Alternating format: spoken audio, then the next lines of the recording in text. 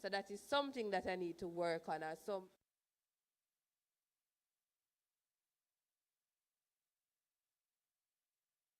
that aspect. Also that you guys can also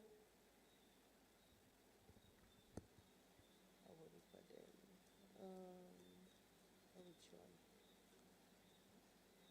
Yeah, then that is.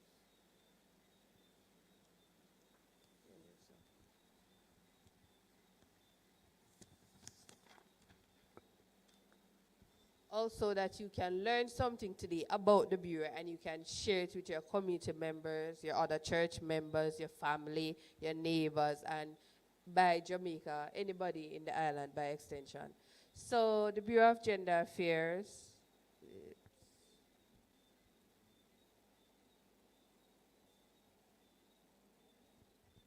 we are a department in the Ministry of Culture, Gender, Entertainment, and Sport.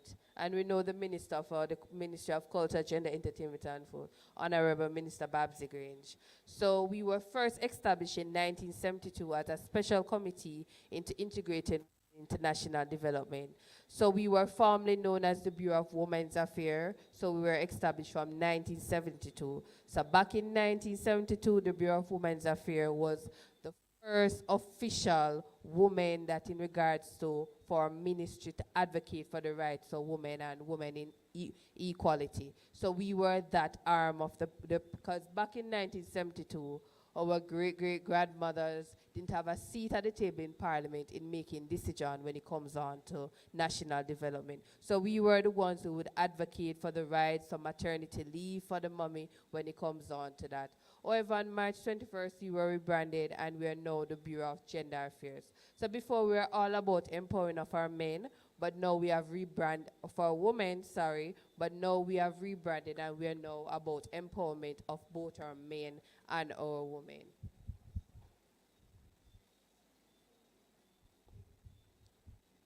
All right, I'm a little bit hot, but that's all right. So, okay. Oh, that's a good idea. Let me bring the, yeah, a little bit better. All right, you guys can hear me? Do I need to use the mic because of the videos? I can go without the mic? Oh, I need to use it? Oh, I have to use the mic? Okay, not a problem. All right, so I see that you guys are a little bit tired, quiet. So let me see. I'm usually a good storyteller and give joke. You know, if you know me, I'm very jovial. But let us see if I will execute it in public today. Because, you know, in public and in church, you have to fix it up. You know, by one with your one away with your friends, it's okay. So the story goes like this. So Johnny, before going out to work in the morning, said to Mary that, Mary, how are you doing this morning? And Mary said, oh, you know, Johnny, I'm fine. And you good? Okay, let us go into the kitchen. So Mary said, okay, Johnny, let us go into the kitchen and say, okay, I like to see in the kitchen. Okay. So Johnny leaves to work. So after Johnny leaves to work, Johnny called Mary. Mary, where are you? And Mary's like, but Johnny, you just leave for work. I am in the house. And he said, Mary, go into the kitchen. I said, but Johnny, when I went into the kitchen earlier, you didn't ask me today. Why you didn't? Mary, please go into the kitchen. So Mary go into the kitchen. I said, Mary, turn on the blender so I know that you're in the kitchen. Okay. You know where I'm going with the story? You know? It's almost like you see the joke already. You know where I'm going with the story? Where am I? So the next day, John calls again after leaving work, asking Mary where Mary is, and that Mary should go into the kitchen and turn on the blender. So do it for a couple of weeks. So after a couple of weeks, now we call and Mary's not answering the phone. So I get very concerned now and say, no man, but Mary always calls me when I leave and she go into the kitchen and she turn on the blender. So during the lunchtime now, he decided that he needs to go because it must be something severe why Mary can't answer the phone. So when he comes home now, he don't see Mary. So he said to his son, Tony, where is your mommy? Boy, Daddy, I don't know, you know. All I know this morning, she and the blender left the house and I don't know where them gone. All right, so I'm executing good. So I did execute it good. And for that reason, a lot of the time, this is why gender-based violence continue in Jamaica. Because sometimes, we have thoughts, how we think things, or how we were raised, we associate it to be when it comes down to that. When I think about gender-based violence, first I want you to understand the difference between sex and gender. When you think about sex, we're thinking about male and female. When we think about gender, we're thinking about the roles and the responsibilities given to the mommy in the household, the roles and the responsibility given to the daddy in the household, and then they look at it in the side of the son and the daughter, their role and their responsibilities given to them. Because we all have roles, and we all have to play our role. Daddy can't play the role of mommy, and mommy can't play the role of daddy. Because if daddy play the role of mommy, and some confusion going to happen when it comes on to that. So we all have specific roles that we play. And not only that, but we play them together. So some roles daddy will play, so daddy will assist with the nurturing, because it's not only mommy is going to nurture the baby, because best believe, if the baby is in danger, who do you think the baby is going to run to first? Mommy. Sometimes the baby run to daddy, for the protection part. You run to mommy for the little cuddling, but you run for the protection from the daddy, right? Right. So we play the specific roles, but we all will equally contribute. When you think about the role of the mother, what is the role of the mother? Come on, talk back to me. What is your nurturing? What is your role you play in the household? Look after the children, them. Okay, what else? Teach them, what else? Come on, what mommy do? Motivate them. The first thing mommy do is cook. Because if mommy don't cook no food, everybody grumpy. You wake up in the morning and the first thing you see the child look at the mommy. Where is the breakfast? He has from them little, they see the face. I have a look at 1-year-old. And as she wake, you get that look. She have a stink look. So once she get the food, nobody no sweet like her. So the first thing you wake up, you look for mommy in regards to with the breakfast. Always in the kitchen. Mommy is the home maker. Mommy makes the home. Only mommy can make the home. Daddy can build the house, and design everything. But mommy come in and put her little nice touch to it, and they just become like, and they say, whoa. Because you can know, if you go to a man's house and he's a bachelor, a woman don't live there. Because something just, even if it fixed nice and everything, something's going to give off, say, a woman is not in this home. But once you go to a house and you see the husband, you know the wife is there. No doubt, when the wife is not there, you just see her present all over. If there's the nice little fancy things and the little things that, a friend of mine said that females are made to buy nice things. Men are made to buy practical things. Because he said if you ask a female to buy a cutlass, chances are it will buy the one that looks good. Chances are, that is what you're going to say, oh, it's, look, blend good with everything, Probably you don't know the details. Some females do know the details. Sure, no problem.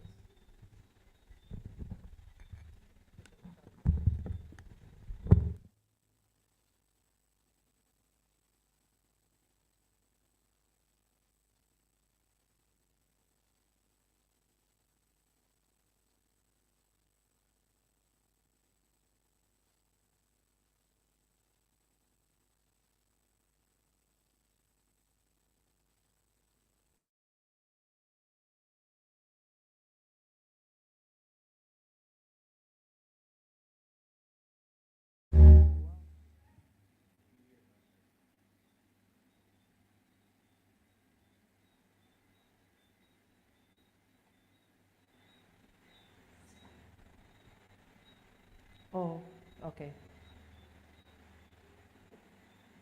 Okay, I'm trying to. Okay, good. All right. No, I'm not out the pocket. All right. Okay, so when it comes on to that, So mommy would be the one to make sure everything look nice. And daddy's there for practical things. And even when you think about the role of a man, they said a man has three roles. Three P's of a man. A man is a provider, a man is a protector, a man is there for procreation. Man being the protector. Chances are if you see a lizard in here now, I can talk for myself. I will be the first one at that door. And I'm expecting that young man or even that young man to help kill the lizard, right? Right. Because as the man, you expect that the man will protect. Because that is his role given to him. And that role is given to him by God too as well, Because back in the Bible days, who did the protection? Was it the queen? Exactly, it was the man. So the man will be the protector when it comes on to that. And I always tell person of this, sadly it's a joke, but it's a real thing that, I went into a community with a police officer. I won't say more. And certain things occurred in there, and I said to him that, say, I don't like to interact with you because I don't feel a protection from you. As a man, I expect that you should provide some form of protection. So you expect that from a man, no doubt. Even if they're small, from their young ages, the father would say to the young boy, say, son, when you're going out with mommy, you're supposed to protect all the ladies, even if it's not he's your mother friend, he's your sister, your auntie, everybody. You're there for protection. So you will see the young boy sometime, and even when other men will come up to the mother, and the first thing the young boy come up and he stand up and he puff up in face as the bodyguard because he knows that he's the protector. When you think about the role of a man in regards to procreation as well, in our context of Jamaica and our culture, if a man is not able to assist in making the baby, we don't think he's a man. Right or wrong? Sadly, that is what we think. And the flip side goes as well. Sadly, that is what we think when it comes down to a woman. If a woman is not there to help with the reproduction, we don't think that she's a woman, right? That is the sad reality. So I'm say right for the man part and not say right for the lady part too. But it's okay. I'm here to balance it. But that is the sad reality. But that don't make the individual, because we are mothers in various ways. We don't have to give birth to be a mother. We are mother by a great extension. And some persons give birth and expect that mother would change them, but chances are it's always the person's mind and how they perceive things and how they were raised as well. When you think about a woman, the woman is the nurturer. She's the one that will assist with the family gathering and make sure everything is nice. She's also there to assist with her husband. She's a helpmate. She's the one that, a lot of the times the motivator, like somebody said, that will motivate her husband. So, to get the best out of your husband, the woman is the one that will know the right words to use and to tweak everything and, will push the best out of the boys and the fathers as well. A mother is there, in Jamaica, consider once you're a woman, you're supposed to wash, cook, and clean. Sad reality. And if you can't wash, cook, and clean, a man say, really? No, man, you need to go back to your mother. Something wrong there, so. Yes. And it no matter which walk of life they come from. Because I did a session with some doctors and I said, in Jamaica is the reality that man expect women to wash, cook, and clean. And they said, no. I said, really? That's what you say? Say if we're dating and I tell you that, to be honest, I can't cook. What you think about that? The doctor look at me like, why are we dating if you can't cook? I said, but you just said that is not. But that is the expectation. That, not that we are not expecting persons to teach each other, but we expect the individual to have something to put on the table. So you expect the man supposed to, even if it's halfway, he probably can't cook halfway, expect that he can cook halfway and you teach him. If he can cook halfway, I expect you that he can cook halfway and him teach you. But but there's the other aspect of it. When you're younger, it's okay now. But when you get a little bit older now, them say, no man, all your 40 odd years on this earth and nobody never, it's right. But different persons were raised different ways. And sometimes you meet somebody and you love somebody, but based on their background, it may not be ideal in regards to, let's say that the mother wasn't in their life, so they didn't learn from, they didn't have anybody to give them the assistance and so forth. We can help our partners in the areas that they are weak in. Now that I'm telling you to take up somebody and make them over, that's different. Them have to come with some aspect, in that regard, and we can balance it off. When we think about gender-based violence, its violence affects men and women. Females are always the victim. There is no doubt about it. As women, we are very vulnerable. And even if we think we're not vulnerable, we're vulnerable. And a lot of the times, because when I was younger, or even before I became a mom, you couldn't tell me I'm not vulnerable, because in my mind I was so strong. It's when I became a mother now, the vulnerability start come out of nowhere. Normally I'm a person, I drive through any community. Garrison no matter to me. You see now when I'm driving through them, every time I feel think, boy, what if me go today the day, me go get shot and then poor my baby, everything I go manage, and start to think how much things in my head. Which, but as a woman, we are vulnerable, very vulnerable, especially young girls. Young girls are so vulnerable, and we have to protect them. We can't leave them and say, oh, they must know and they will understand and they will learn. We are there for guidance.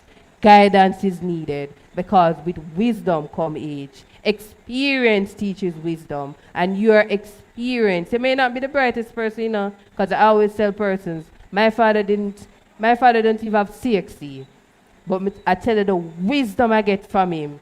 Sometimes I said to him, say, boy, I wonder, my mother a little more educated than you, and I get more wisdom from you than I get from her.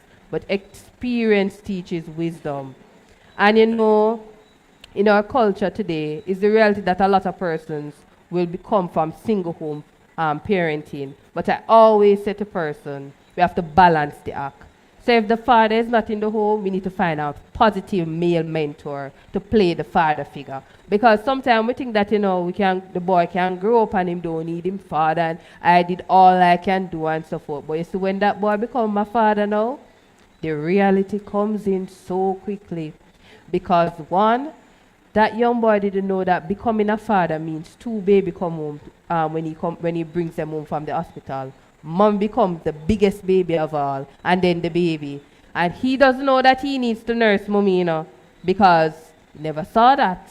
Daddy wasn't there, and he didn't hear he saw that mommy doing everything. So his mother was bearing the bulk of the weight. So in his mind, women are strong, and women can do everything. My mother was a superwoman. So when his partner come home, his wife come home and he's saying that, but I didn't see my mother acting like that. Why is she acting that way in that regard? And then probably if mommy said, no, it's because your father wasn't there. In his mind, he's not connecting. Him just saying, oh, mommy just finding excuse for her. But if another positive male figure in his life and say, yeah man, it's a role that all of us have to go through, All you need to do, build up mommy body. You see, after the first 2 weeks, you can't believe it's the same person. Mommy come back and she's the same person like before, and everything move and she's strong and everything. Just be there. Feed her mind with positive words of affirmation. Because even in pregnancy as well, when a woman becomes pregnancy, another era of vulnerability, you can't do anything at all.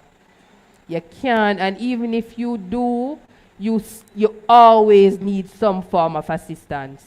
To cook, to bathe, to do. In some area, you will be dependent on somebody. And if you're like me that don't like nobody to do anything, you like to do it by yourself, it will become a challenge.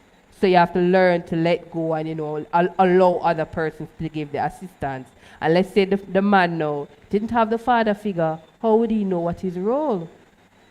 It's interesting to know that I didn't know that until I was saying it to my fiancé when we were pregnant, and I was saying to him that, oh, I don't know, when I go to the hospital, it's so weird that persons, you don't see a lot of men. And he said that, oh, Joni, apart from, persons that you said deadbeat, that apart from that, it's not our culture for men to go to hospital. I said, but really? And he said, yes, because from his generation standpoint, he never saw any male figure went, and from talking to his colleagues and so forth. And so, but luckily we had talked about it before, and he had the mindset that he wanted to be involved because he needs to know everything. So, because he needs to monitor everything, because I will eat sweets and, and he want to monitor everything is good. So, but then after having the baby now, speaking to other persons, and I realized that it's a cultural thing that men don't think that they need to come to the hospital. So you know what that means. us as lady now need to tell the man and that guess what, you need to come with me to the doctor. You need to see the importance of being here. And they need to be there as well because guess what? It's when having a baby and you go through in everything and them just say, oh, why she probably share out everything, but I mean, it's that bad. But being there and the doctor explaining everything and so forth, it gives them an idea. Because once he was there and the doctor tell him everything that my body is going through, he was like, oh, that's why you respond that way. Oh, let me Google and see if I can see something we can assist with that in that regard. So us as the older generation need to teach our boys these things. Because I guess in my mind, so how I was raised was different.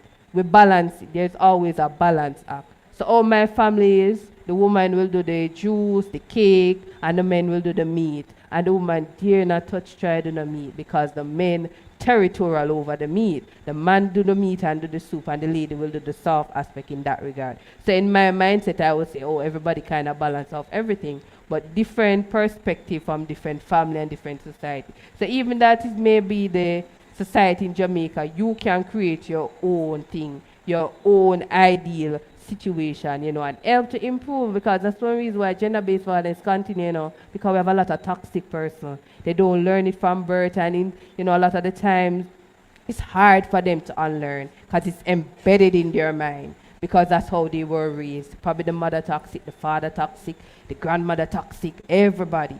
So it's a hard thing to undo when you think about that.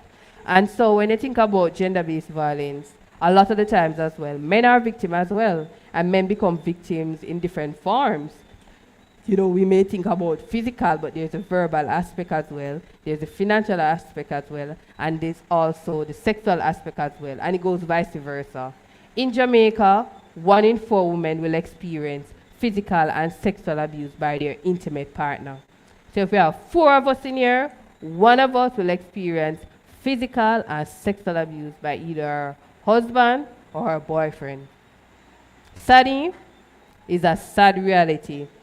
So either sexually or physically, and we discuss that as we go down later. Globally is 1 in 3 women. It's sad to know that 16.9% of adolescent girls 15 to 19 years agree that it's justified for the husband to beat his wife if she neglects the children. So 15 to 19 years believe that if the husband come home and the baby don't bathe, and by chance the wife didn't give the baby the food in the evening, the husband should beat her because guess what? She neglects the children because she should have bathed the baby from morning, and how dare she didn't give the baby the dinner. The mindset, the learned behavior, we learn it in our communities. And sometimes, persons don't know that it happened to them when they were younger. But when something happened older now, the partner said something and it trigger off them. So the partner said something and it may come across a way, and then they start to box the partner, and they don't even know how they find themselves in the situation. And then going through, they realize that some part of their childhood has suppressed. If you can't remember some years of your childhood, chances are a traumatic experience would have occurred. Because naturally it's for us to remember things. And then the mind is a beautiful thing. For the harmful things, some that are extremely harmful, they just basically block it away. Some of us will remember it because we were older, but for the younger ones, it may just block it away. Sadly to know that women who are pregnant, so 20%, 27.4 pregnant women will experience physical abuse by their intimate partner or women who have never been pregnant. So 27.4% of pregnant women will experience physical abuse by their male partner than women who have never been pregnant. And the reason is the abuse that started before pregnancy. So once a woman becomes pregnant now and she's definitely vulnerable and she have the penguin wobble, chances are the perpetrator will think that, guess what, this is the best time. She can't fight back, she can't do anything. So it's always a win-win there when it comes down to that aspect in his mind. And when you think about the perpetrator as well, we laugh. But a lot of the times, a lot of them are narcissistic persons. And for those that are narcissistic persons, only the Lord can leave those two. Because no matter how much intervention you do, in their mind, you're the problem. So everything you do is your fault. Oh, why the bag stay so? Because you do it so. And you make the bag stay so, or you're supposed to control. It's a serious thing, It's a serious thing. And a lot of the times when we're dating and courting, we see these signs and we kind of ignore it. Like a friend of mine told me she went on a date. And the young man said to her that, that's how the way you behave when you're out on a date with a young man. And I was like, how many dates can him go on and him feel so comfortable? She's like, it's the first date. I said, what? I said, that man is crazy. You need to run far from him. That is your red flag there, so. And she said the mannerism, how he acts, and she was like, clueless. Because he came out of nowhere. So I have to be mindful of that when it comes on to that aspect as well. So almost 1/3 of women, 15 to 49 years, and that will cover most of us, if not all of us in the room, have experienced some form of abuse, be it physical, sexual, financial, or verbal. Study 15 to 49 years in Jamaica. It's a sad reality, very sad reality. So exposure to violence from an early age for boys is linked to intimate partner violence because a lot of the times they feel emasculated. They can't protect the mother. Because as a boy, he's the protector. And imagine he's seeing the father beating up the mother and there's nothing that he can do about it. He's going to feel like he's not able to do his function. And a lot of the times now, they become the perpetrator of tomorrow. Because guess what? You see, the victim today will always be the perpetrator of tomorrow. So the victim in the child are the child seeing the violence. No doubt about it. If the child don't get the necessary help, he will become a victim or he will become the perpetrator. So a lot of the times when the children see the violence, they say, oh, them will grow out of it. No, them will grow into it. Them growing into it, and the reason why they argue over silly things and they fuss and they fight is because of that. And then when you think about domestic violence, a lot of the times, there are different forms in which it occurs. So it occurs intimate partner violence, spousal abuse, sibling abuse, child abuse, and elder abuse.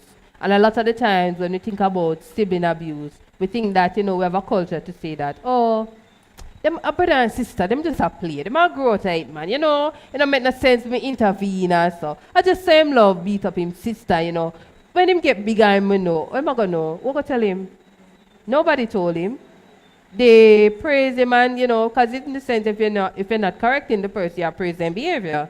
So him gonna think say normal. So when he gets his partner, he's going to say, oh, but I same thing me do with my sister, so why your problem? So in his mindset, it's done embedded there. So I always say to parents, be mindful. You see your son and your daughter not getting along, sit with them, talk with them, talk it out. It probably something simple, What is the problem you're having with your brother? What is the problem you have with your sister? You don't want when they get older now, they don't have a relationship. Because trust me, once you get older, your brother and your sister relationship, it becomes so much. It's like your best friend. The same person you couldn't stand when you're younger, is like your best friend. You can tell them everything and they're not judging you. It's the one person you think that won't judge you. You probably think your partner will judge you, but your brother and sister, you don't think they can judge you because we are blood by that extent. So it's powerful that we can sit and talk to them. And guess what? A lot of the times the police have to deal with these matters because they're fighting over dead left land, they're fighting over dead left car, and then the police have to get involved and you wonder, but I grew up in a church and she grew up in a church and this become. It's because the mother dead. Always come from somewhere. So there's always a root cause. There's always a reason why somebody act the way they act. So persons don't just act so. Just drop out of sky and become this person. You see some person, they are very positive and you wonder, how them so powerful and the energy where them give off.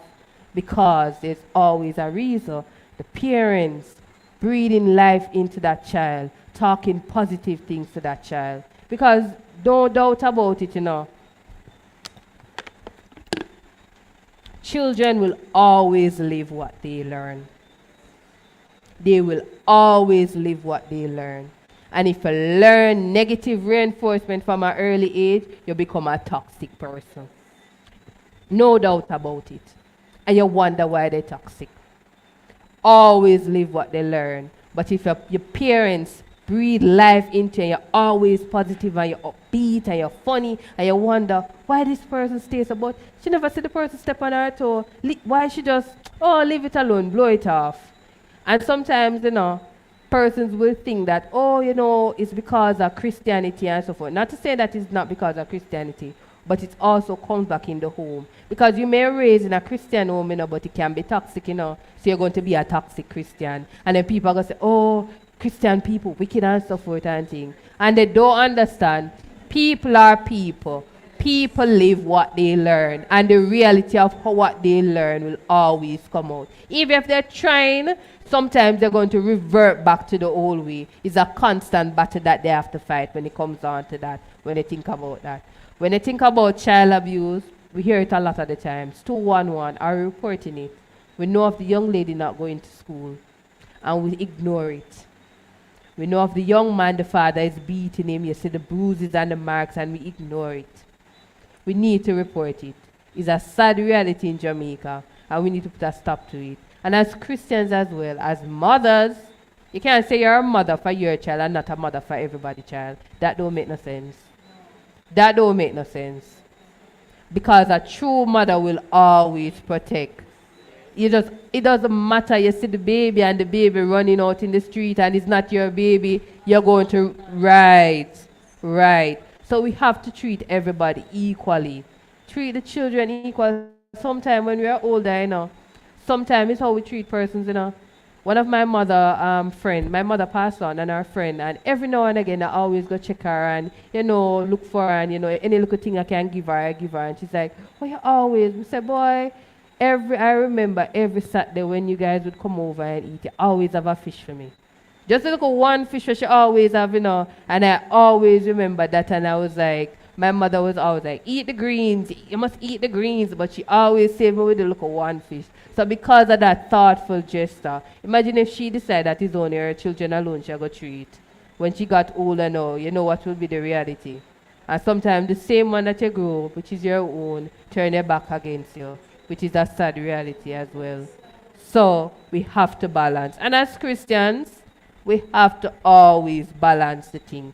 Play a clear playing field. Because that's how persons learn from us. Because sometimes, a person will not come to your church, but the life that you live in the workplace, in your home, will reflect on the person and say, no, I like to be like that person.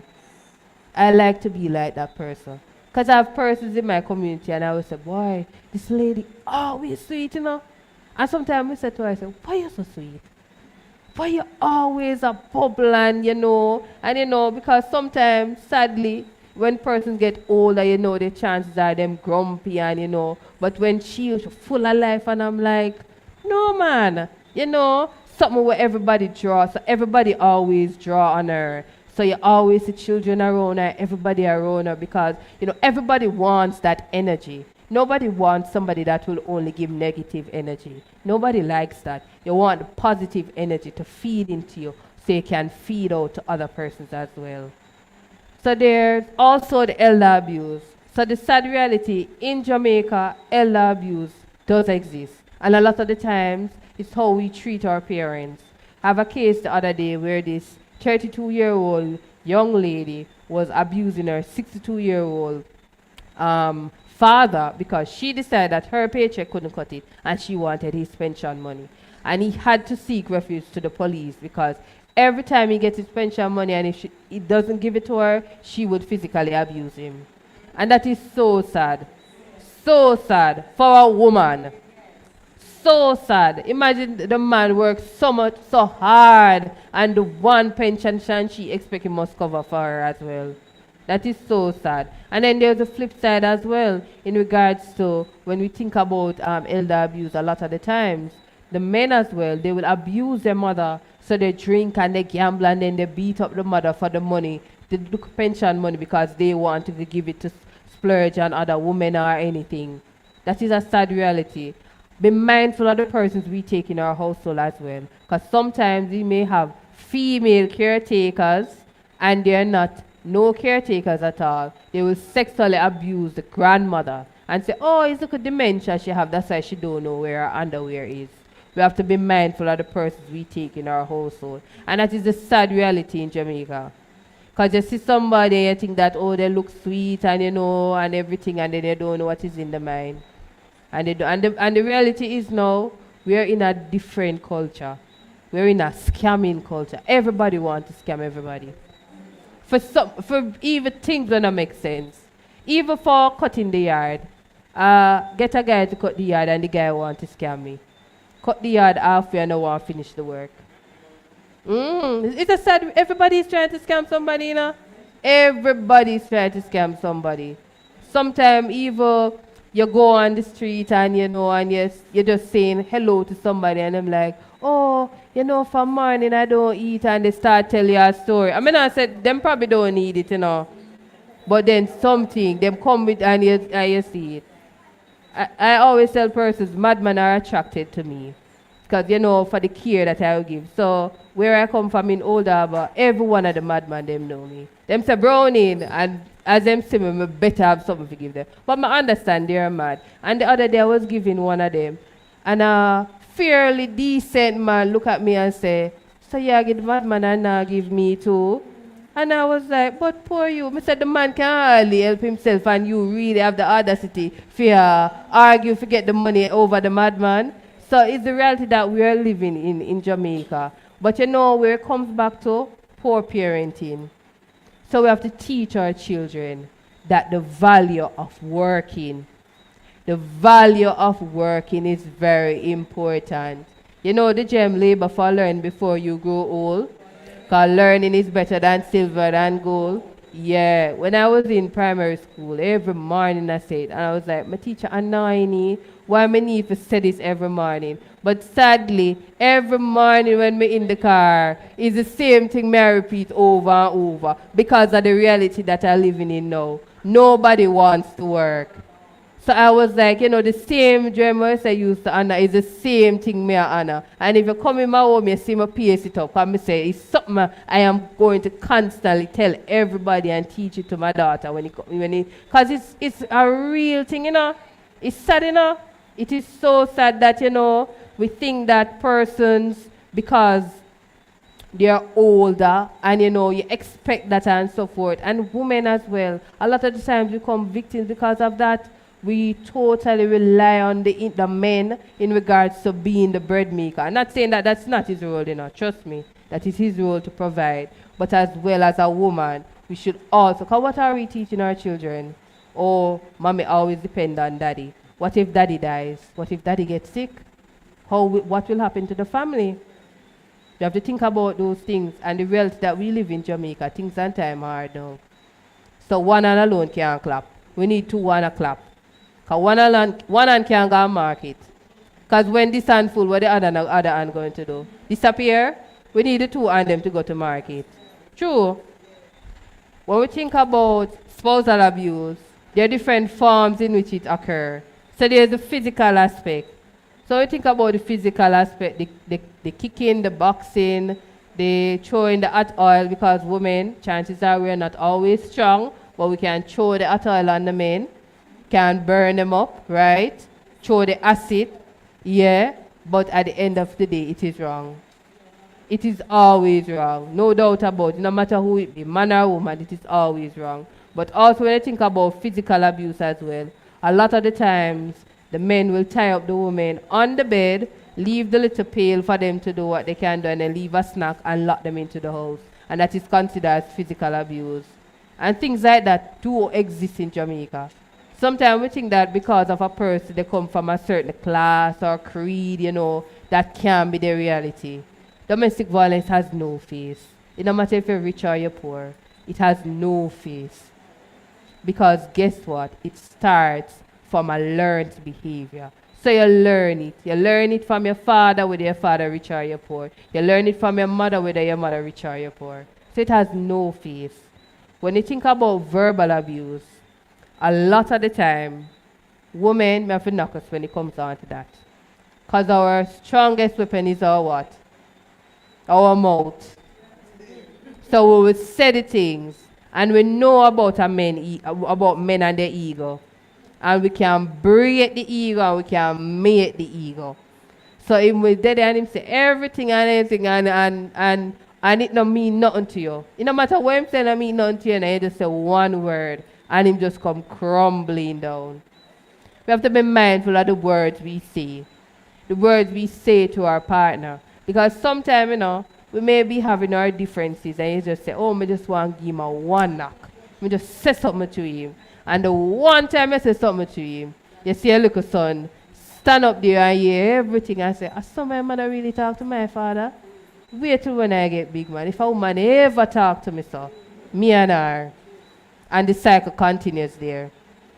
And you wonder, oh, him come so, but him father never beat me and me never beat. But where him get this from?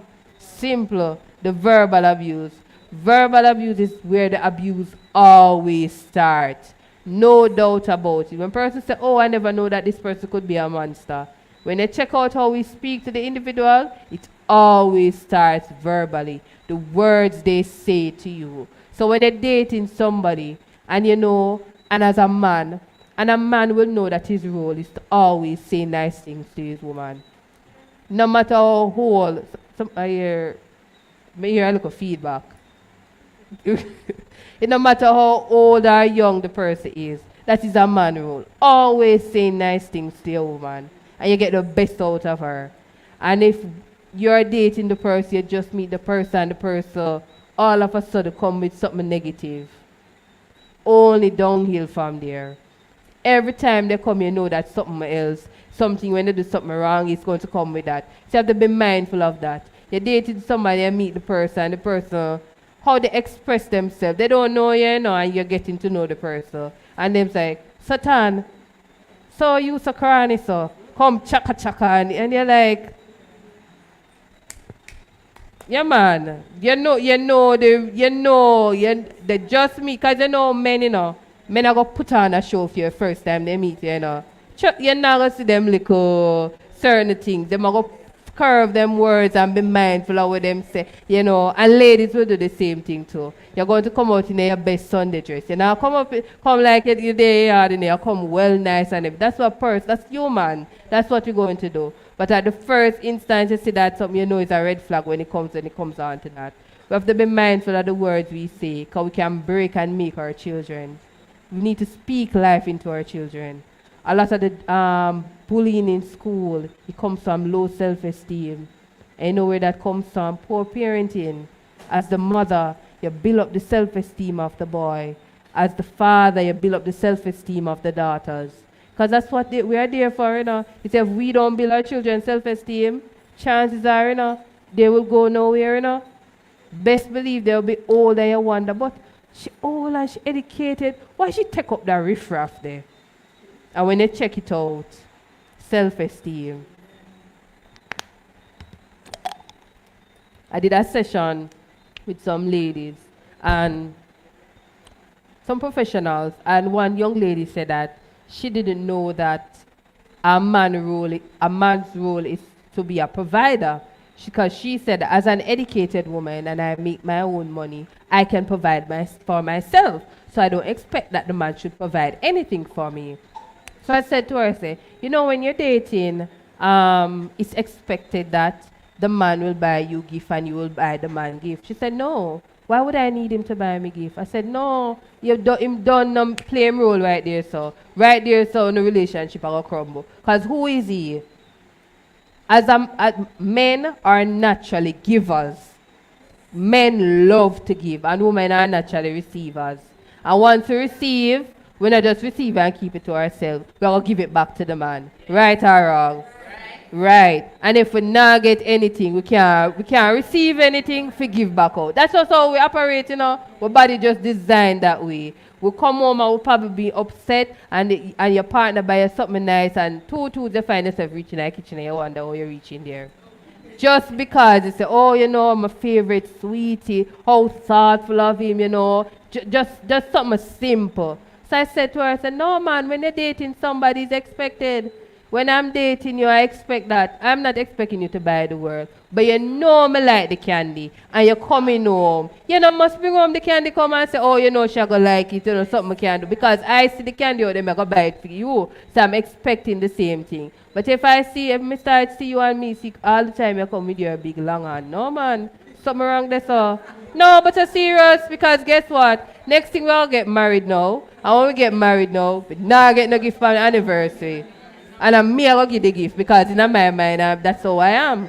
And then when the baby come into play now, mighty Father, I will have to be the one to pay all of the bills them. The hospital bill, everything, school bill. No, so we can't reach so far. So we have to, from early on, we know that something wrong there, so. Right, we have to establish it. When you're dating somebody, tell them your expectation. You're not going to give them everything, you know, you have to keep something in their back. But you have your basic. You know, this is what I expect from you as a man. And even if I tell him, and he may play it and play it, but trust me, if him not intentionally want to do it, him not going to play the role good. And you're going to figure it out. So you can tell him, this is what I expect from you. And ask what he expects from you as well, because guess what? What if his expectation is not your reality? What if he expects that you should come home every day and cook? And chances are you probably can't box it every day, we can box every other day. That is something that you need to work out from early on. Can you do the adjustment when you come on to that, or it's a no-go? So I have to talk about the expectation. And as mothers, we need to tell our younger children this as well. Tell them when they meet the partner, what they expected as a woman, how a man is expected a woman to be, and how and the fathers as well tell the daughters what is expected of her, how she's supposed to play the role or supposed to treat a man. Because best believe, sometimes I think that, oh, you know, they will just watch us and they will know. No, you need to tell them. You need to tell them, because when they're in the problem now, what if you're not alive? Take, for example, my mother. My mother always tell me the expectation of a woman. Every day she sing it in my ears. I'm like, why you telling me? She say, I need to tell you. As a mother, I need to tell you. I don't want you to go into the world and they just say, boy, my mother never teach me this, you know. I know why my mother never teach me, and so forth and that. She said, the only thing probably I should probably, and that's the only thing probably she have never taught me, is how to deal with stress. That's the one thing she has never, you know, because she always say, well, if it's stress, just put it in her bag and throw it away. That is her solution when it comes on to certain things. And then as well, as my father as well, he told me what men expect from women. And you need to set it straight. And set it straight and straight. You know, so nobody cover it up. I know I was raised Adventist. So I know when we in church, person will cover it. My father never cover it up. My father would say, Joni, man expects sex.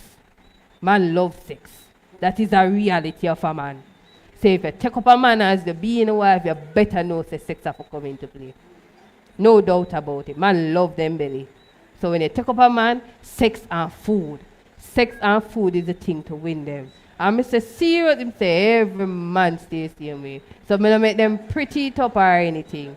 So if you see them upset and them miserable, give them sex and food, and it's like you win the lotto right there. So you wonder like something simple like that when it comes down to that. And women are even simpler to, you know, we just expect a man to treat us right. You say if him treat you right, oh my God. You can't believe say you're submissive to the person when they say, oh, me not submit to nobody. But once him do what him supposed to do, you see him and you do certain things.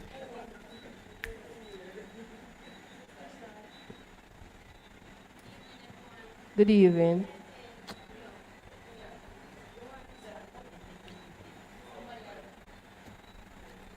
Good evening, everyone. So we have a question online from Facebook, Sheena Steele. She says, okay, how to overcome your past trauma as a single parent and how to move on in the case of trusting anyone around you. In case of trusting anyone around you? Yes. All right, so I'm going to give some red flags for persons, and it helps in anything. Single parent in an abusive relationship, just in dealing with childhood trauma too as well. Be mindful of that in regards to that. So I'm going to give some red flag as well. But before I get to that, so there's also sexual abuse. So I do a lot of presentation recently in the prison And this one is a hot topic, like super hot topic, because the men don't want to accept that they can sexually abuse their wife or their partner, because in their mind, they would believe that your body belongs to me. Once we're married, you belongs to me. Because even my friends will always say, see, once you're married or you become so, you know that is the next step, you engage and so forth, just know, say, your thoughts is not yours. Everything it belongs to your partner. I said, no, man. And she said, yes, men believe that once you're married and so forth, you belong to them. If you're tired, if you're sick, if you're dead, you still must give them sex. And I would say to the prisoner that you need to be realistic. People work, people do things, you need people body different. So I'm not saying that as a woman, I don't take it for say that for 5 weeks straight I draw out the man. Mighty Father, you tell him every night 5 weeks straight. I'm not saying that. But understand, you're tired, but you make arrangement when you come on to that. As a wife is expected, that is your role to perform. But as a husband as well, he needs to be understanding and know that your body tired. You can't manage.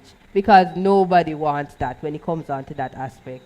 So he needs to understand that as well and you come to an agreement. And if he can't understand, then there's something wrong there. So, because if you can sit down to your partner and say, honey, not tonight, but tomorrow definitely. Just need a little top up tonight because, I'm feeling a little bit weak when it comes on to that. And then there's the flip side as well. Sometimes women sexually abuse men too. But by law, it's not considered as rape, so women say, oh, me can get away with it. No, you can be fined. It's under the sexual offense, it is sexual, grievous sexual assault. So you can be fined because even last year, a young lady was fined because she grievously sexually assaulted her partner because she forced herself onto him. And sometimes women will say, oh, but when I force and him perform, it's not me, him did want it. It's the same way, the vice versa, when the man forced himself on the woman. So we have to understand that aspect when it comes on to that. Financial abuse, very important thing. It's financial abuse. Before coming to the bureau, I never know anything named financial abuse. In our mind, we think about mean men and mean women. Oh, you meanie, she meanie, but it's considered as financial abuse. If you're with the partner and the partner is not contributing to the house and expect a full plate of Sunday dinner, you know so that it's financial abuse. And I just say mean alone. It must financial abuse you and everybody in the family. Because both of you going out to work and you have to bear all of the burden and he's financially abuse you. And then on the flip side as well, in our culture, ladies love to say, oh, my money and my money, and feel money must take care of everything. A financial abuse. When go silent with that one there. When I hear it.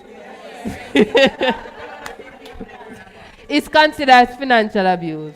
Because the reality is that, we both need to contribute to the household. And not that I'm saying that the man must play his role. Because as a provider, you must provide. So you will come to the agreement. You would, hear me say you would, and I'm a force, you would come to the agreement. So let's say he will pay the bill. I know you, the woman, you will doing the fixing up. You need to buy the clothes, you need to buy the books, you need to buy any little thing that need to be fixed around the house. You will pay for it. So you come and you agree, you balance stuff. If you want the 60-40, fine. If you want the 70-30, fine. It no matter how much figure you want to do. But we all must give some form of assistance. Because guess what? Imagine one partner doing everything now, and then the child say, oh, everything is my father buying, my mother buy anything, Say, no, in a fee, my dear, so. 2 waiter go, next thing go find a girl and him have to buy everything. Or 2 tools, him find the girl and the girl have to pay for everything because guess what? That's what. Right. So we have to balance it off. Do some form. And and it may not be something extreme, but we have to be mindful because you don't want the one person bearing the bulk and then the child need a school shoes. And you have to wait till the partner come home to get the money to go buy the school shoes. It don't look good. It look away. Or you decide that, oh, your father never buy that, so guess what? Take off the bag then wait till him buy the good bag that you need to do. It don't look out. It look away. It don't look good.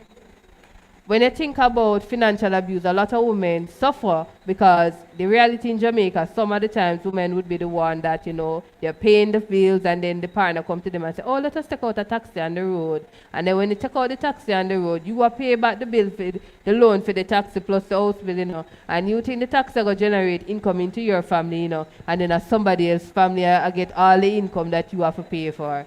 And that is considered as financial abuse. And a lot of the times, women, we always take out loan for men. We always go courts, them want big TV, we take out the TV, them tell we say the bed not comfortable and we decide so we have to take out something. We always try, because that's our nature when it comes on to that. And then the flip side as well, men are always a send woman go back to school.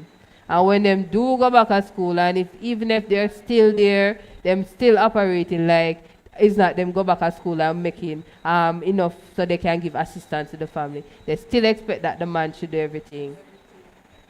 The other day, somebody gave me a scenario, and I was saying to the person, this is financial abuse, and they were saying that, I have a colleague of mine, his wife always give her husband her bank card at the end of the month. I say, what? He said, somebody say, the wife always give the husband? He said, yes, the husband said the wife have to give him. And I was like, I say, don't see there's a control. And him say, but, I say, hear what you said? The husband said the wife have to give him, not she wants. So every month she have to give him, and he decide what they should buy, what she should spend on, and so forth. Right. That is sad reality. And that is considered as financial abuse. Yeah. So come back to the flip side now. A lot of the times, men will go to work now, and when the man go to work and you take away all of the money, and when they want money, so oh, money that look small to go down the road. You better go out there and work some more. Financial abuse. If you both agree that, guess what? Mommy will be the one to manage the family finances. And when the partner needs the money, it's not a problem. Not financial abuse. Because that's what our foreparents did, Mommy would be the one, daddy go to her aunt and gather and give it to mommy, and mommy would balance off everything. But when you think about the aspect of control and manipulation, then financial abuse comes into play. So when you think about domestic violence, sometimes persons wonder why they continue to the cycle. But there's something that is called trauma bond. When I think about Stockholm syndrome, it comes from trauma bond.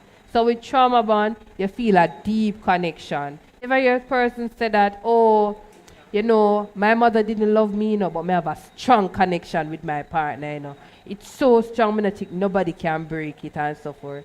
And then when they tell the story about the partner, oh, I may cheat a little, but, say some man staying about, we have a strong connection. It's because of the trauma that they would have suffered as a child. So both of them come together and they have in a trauma bond relationship. And I think it's true love, but it's not necessarily true love because of the situation. Because if you love me, let's be real now. If you love me, and God says love, and we understand life, and life what it is, and you love me, why, if you know that you love me and you care for me and everything, why you need to have wondering eyes? Something wrong there, so. That means you don't love me. You don't love me because your eye not supposed to look left, right, center, and so forth. I come to church, I feel away because everybody knows your eye wander all over the place. That don't make any sense. We know where that comes from, toxic masculinity. So we teach our men that, oh, men must have girl and girl in a bango. And if you don't have only a girl, it's not a man. But that is toxic masculinity. So it's some as mothers, when you see the boys them at a young age and you see them and they say, oh, they have 5 girlfriends. As a mother, you need run? No, you need to talk to him. Talk to him and say to him, say, no, what you're going to teach your daughter, what you're going to teach your son, this is not the way it's supposed to be. This is wrong, this is not how it's supposed to be. That's not how a healthy family look. Because the reality, persons can't even say they have healthy family now. Because if they do have the healthy family and they talk about it, everybody say, oh, I'm a cheater. True, you don't know. Right. Because we normalize toxicity in our country. We normalize toxic family. We normalize that men are always cheater. Men are not always cheater. Not every man cheat. Some men want to do it. And some of the times it comes back from insecurity. And sometimes they say, oh, I'm not getting from my partner as much as I want. But that's something right. That's something you need to talk to your partner with why you're not getting from them as well. And if you feel intimidated as well, you need to seek somebody to get, because all when they, and a lot of the times, they find they cheat with this one, that one, that one, and it's all over. It's not so you know something is wrong. Because you don't, it's not said that you're fixated on this one person. It's so much. And then women are on the flip side, there are women that are like that as well. So your husband may be faithful or your partner may be faithful and you and everybody in the community know about you. And as women, I must say, we have to be mindful. If we decide to be mothers, it's a very, very honorable task to take on. And you can't be a mother and your lifestyle not nice. You're living a dirty nightlife. That don't make no sense. I wouldn't consider as a mother, because what are you going to teach your younger one? When you know you're becoming a mother, you know you change certain things. Before, when I was younger, and before I became a mother, when I was becoming a mother, everything had changed. So any little things that I used to, some little little things that I think is funny or negative things, and even words that I say, I say, no, as a mother, I can't pass on this to my daughter because I don't want my daughter. Because my daughter is a reflection of me. That's how I see it. So anything I say is what I would, and I don't want her to be reflected as a negative light. So certain things, certain jokes I would do, I'm running my partner. I say, oh no, we can't run the joke here now because next thing she go here and you see she come do it. Because trust me, they see everything and they do everything, and no matter how small them is. Because sometimes, I remember when I used to, I work on it as as a seed slip, I realize now, when I, get upset and upset, say that word, not the bad one. And then I hear my daughter say it, and I say, but you can't even talk and you know the word. And no, man. So every time someone run, I say, Jesus. So every time I hear Jesus, I'm say, all right.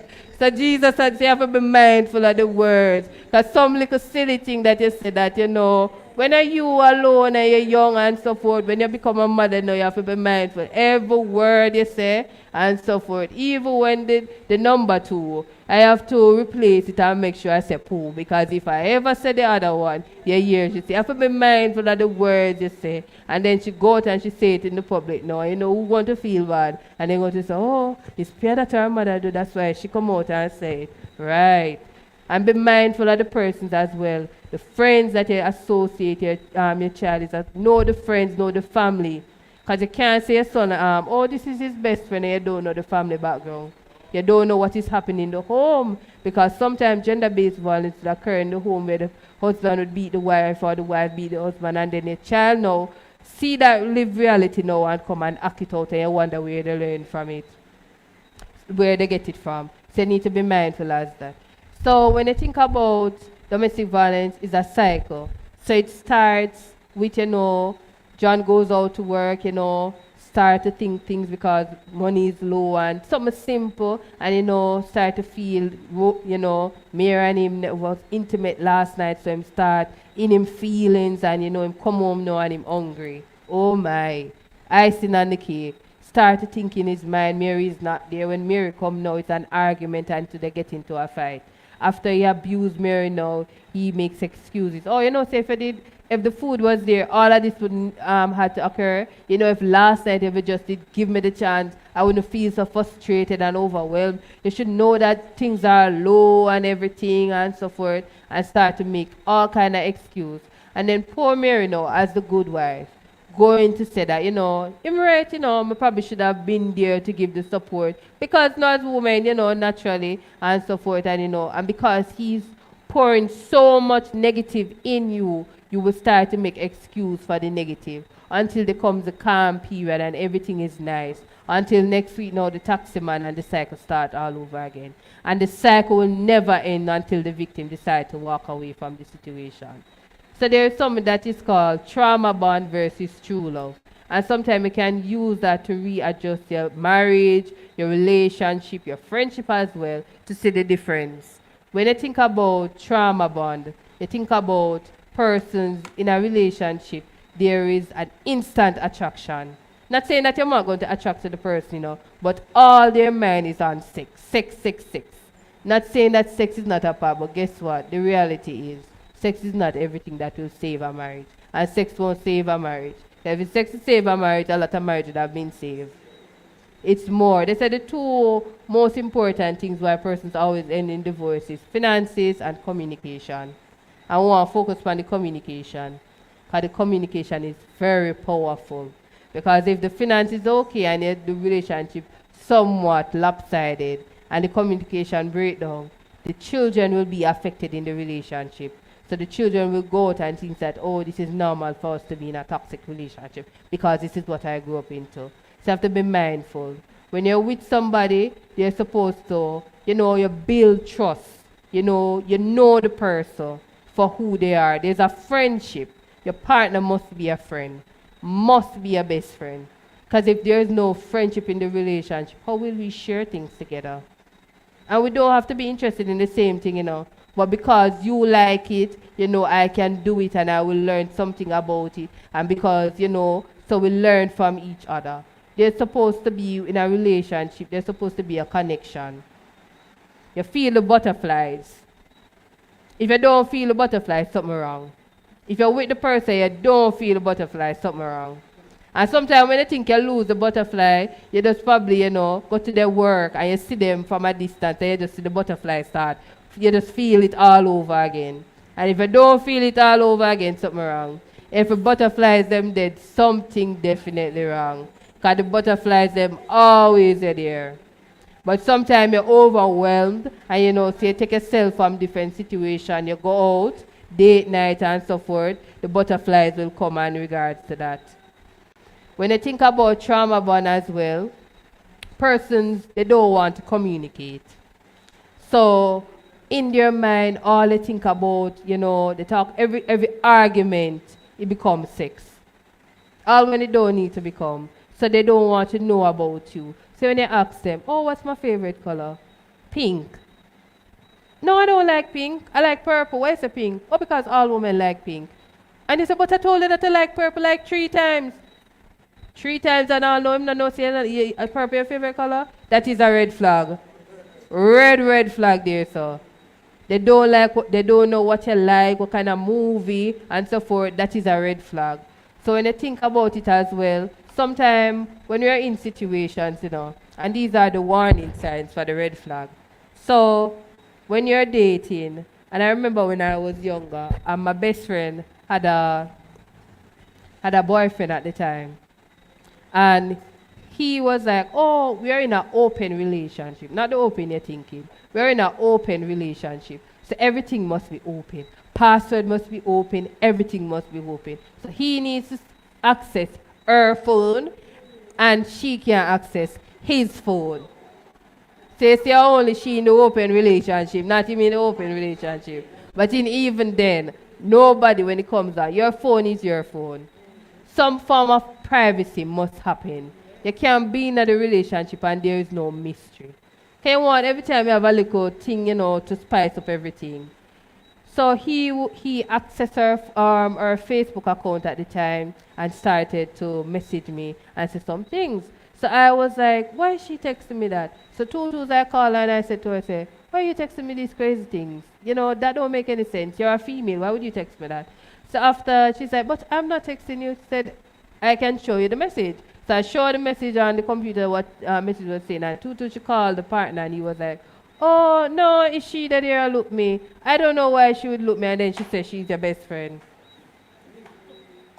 Be mindful of the person. And some simple like that, but it can be extreme.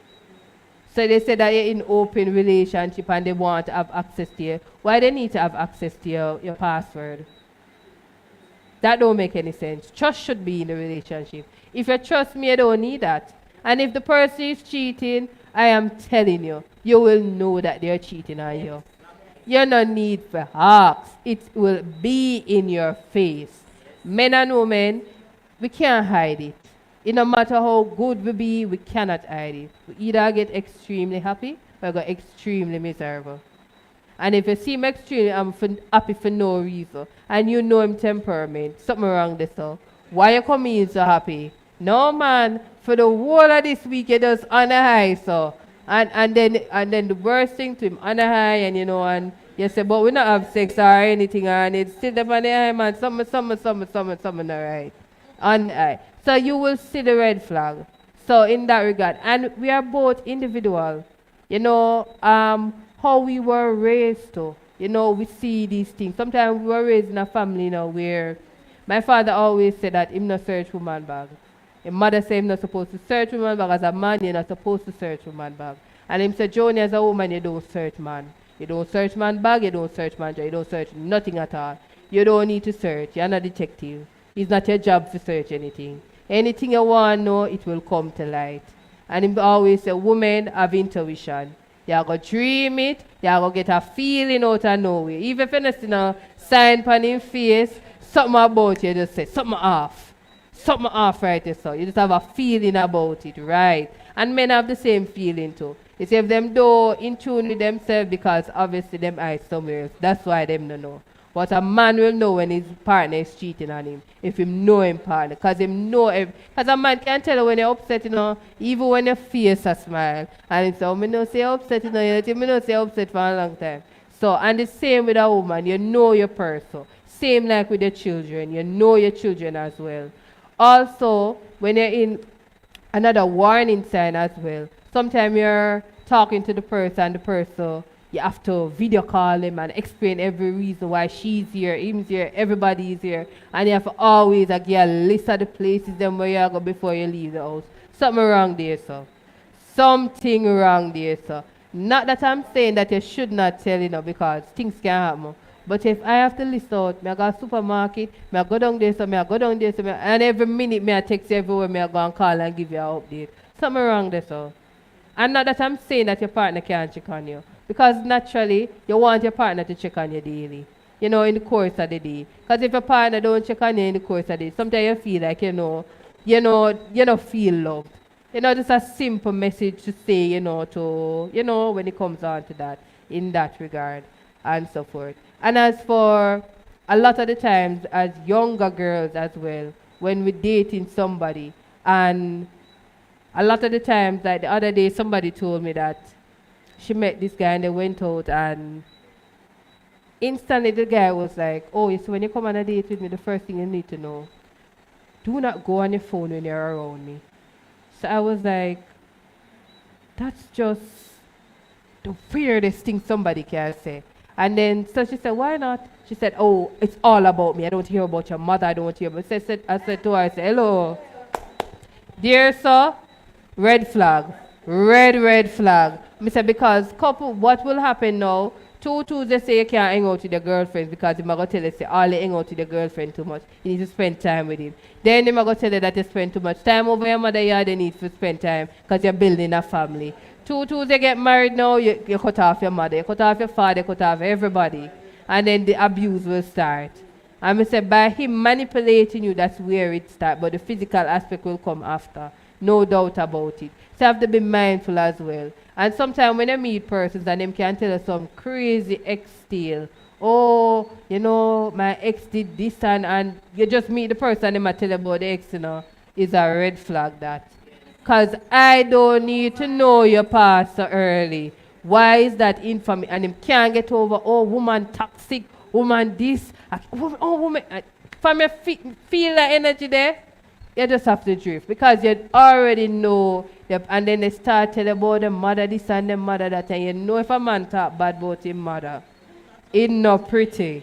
It don't pretty, because if him not know the mother's love, how is he going to treat you? How is he going to show you love? Him not know, because guess what? He never learned that from his mother. So a lot of the times when you date persons, you need to know their family background, where they come from, before you start a family with them, because guess what? That will be your reality when you're going out into start creating a family. And sometimes persons say, why the survivors don't leave? Fear. So I always tell persons that even though there is fear, I always say that I have a star client. So no matter what kind of fear, because a lot of the times the clients that we deal with, their partners are violence producers. And yeah, man. And a lot of the times, and I even at the sessions with sex workers, they will say, you know, I was in that situation and I find myself out of it, and I was with a violence producer. So I always say to the person, no matter who you're with, if you have once you're empowered, you will leave the situation. But a lot of the times, the person is not empowered, and they are not empowered because of low self-esteem, no support from the family. Sometimes it's I understand when it comes down to the family perspective, they try to help and the person still with this person, but because they know they didn't feel like they get the loved from the family from an early age, so they link with this partner now. Because when they meet the perpetrator, now best believe is the nicest man they ever meet, the nicest man they ever meet. And they flower them with gifts and they buy them. If you meet a guy and him instantly him just want to spend for you, so be mindful of that. Not saying that I'm role, but just so be mindful. You're having an expectation. You don't know if I like it yet. So you're spending on me is the expectation that guess what? We are together in a something serious and we're just getting to know each other. So you have to be mindful. Stage by stage. Take it as you go.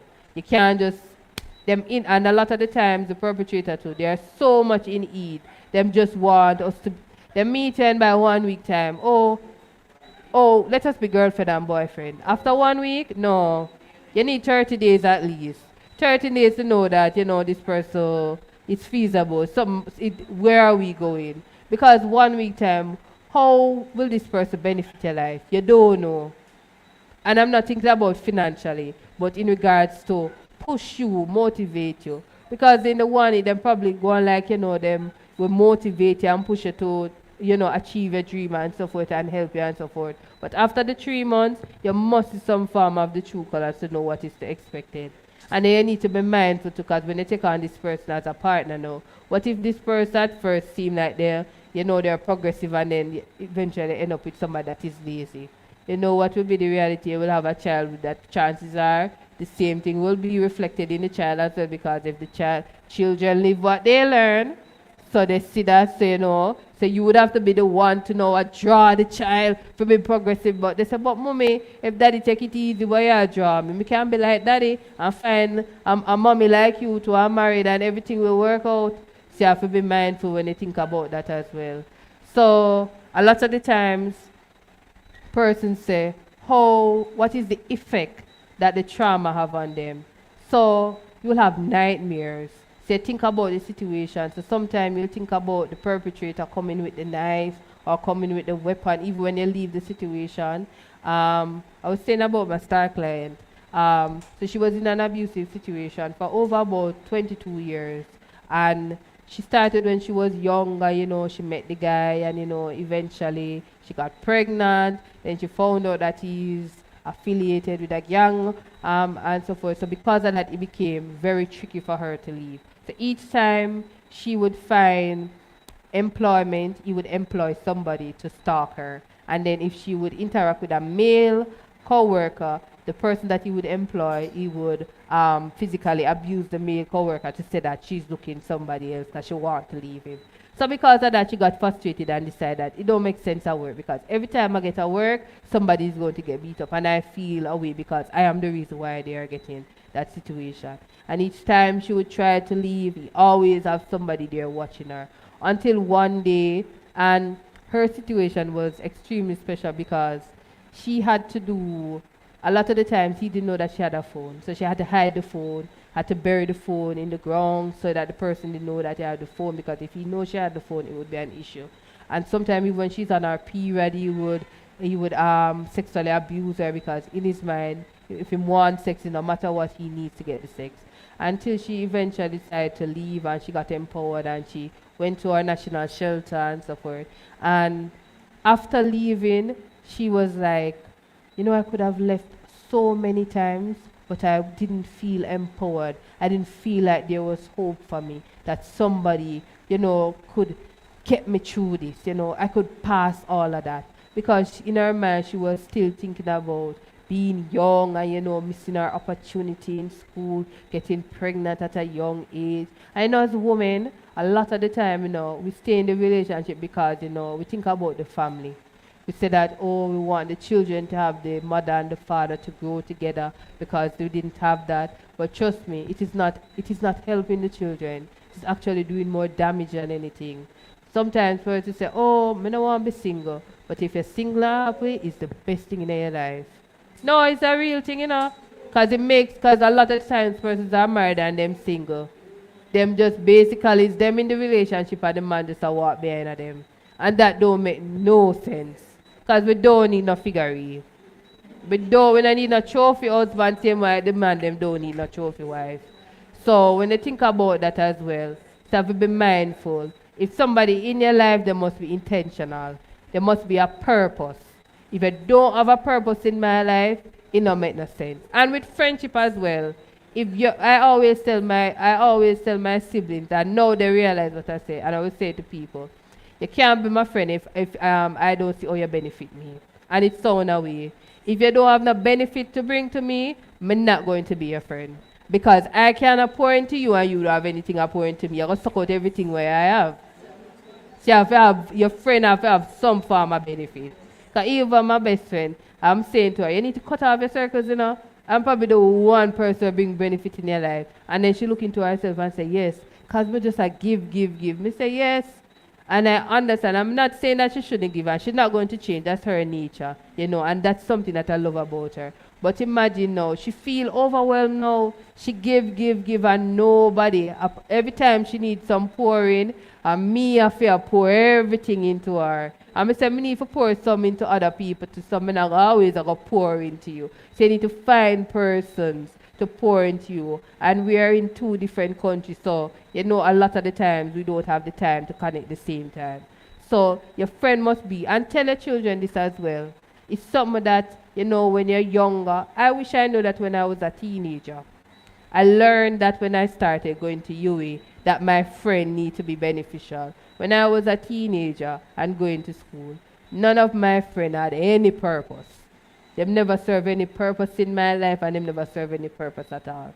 Because I remember when I was younger and they were saying, oh, what we doing after school? I said, oh, my mother said, I'm going to UE, so I'm going to UE. And them like, I better go work in a supermarket and go have 2 picnic and call it a day. And I say, what? I say, no. And even everything, and then I realized that, guess what? It no matter what I said to them already culture in a certain way. Yeah.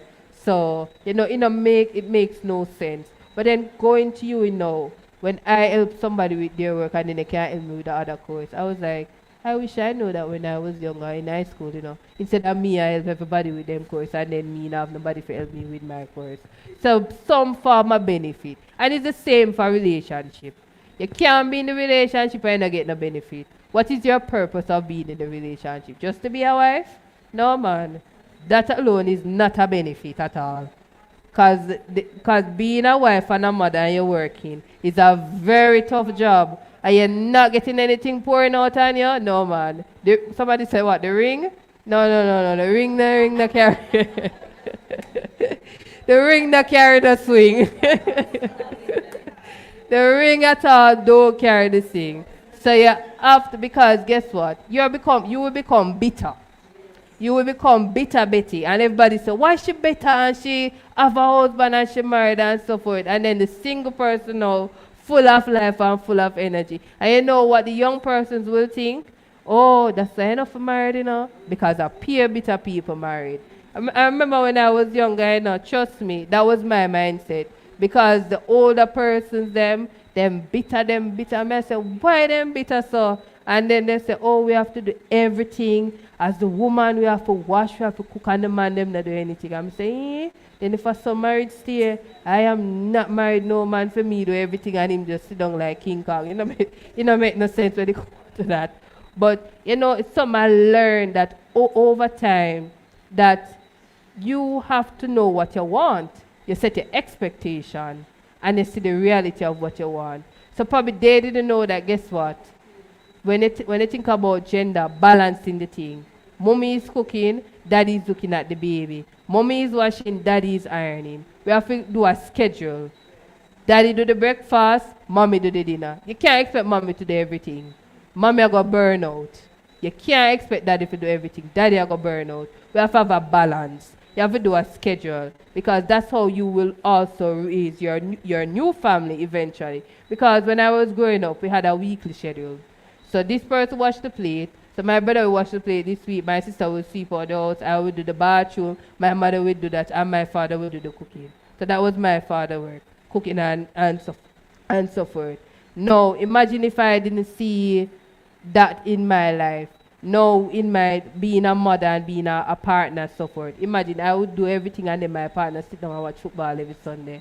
Imagine how bitter I would be. And trust me, I'm not doing it, I'm not telling lie, I'm not doing it at all. Because it's overwhelming and you're going to be frustrated and you're going to vent and then the baby seeing the situation now, you're going to say, oh, that's how mother's supposed to be now, so I'm supposed to get frustrated and vent and be upset over things when it comes down to that. We have to balance the thing and we need to teach our boys too.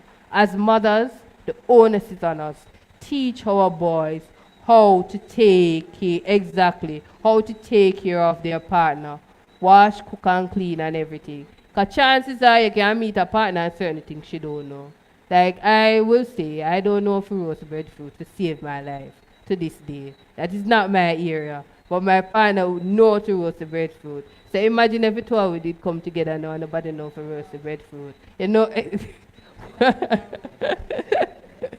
So we have to, balance the act when it comes on to that. So some things you'll be good at, some things your partner will be good at, but we all have to come together to equal the situation. And teach your children as well. Don't say, oh, men don't wash bathroom.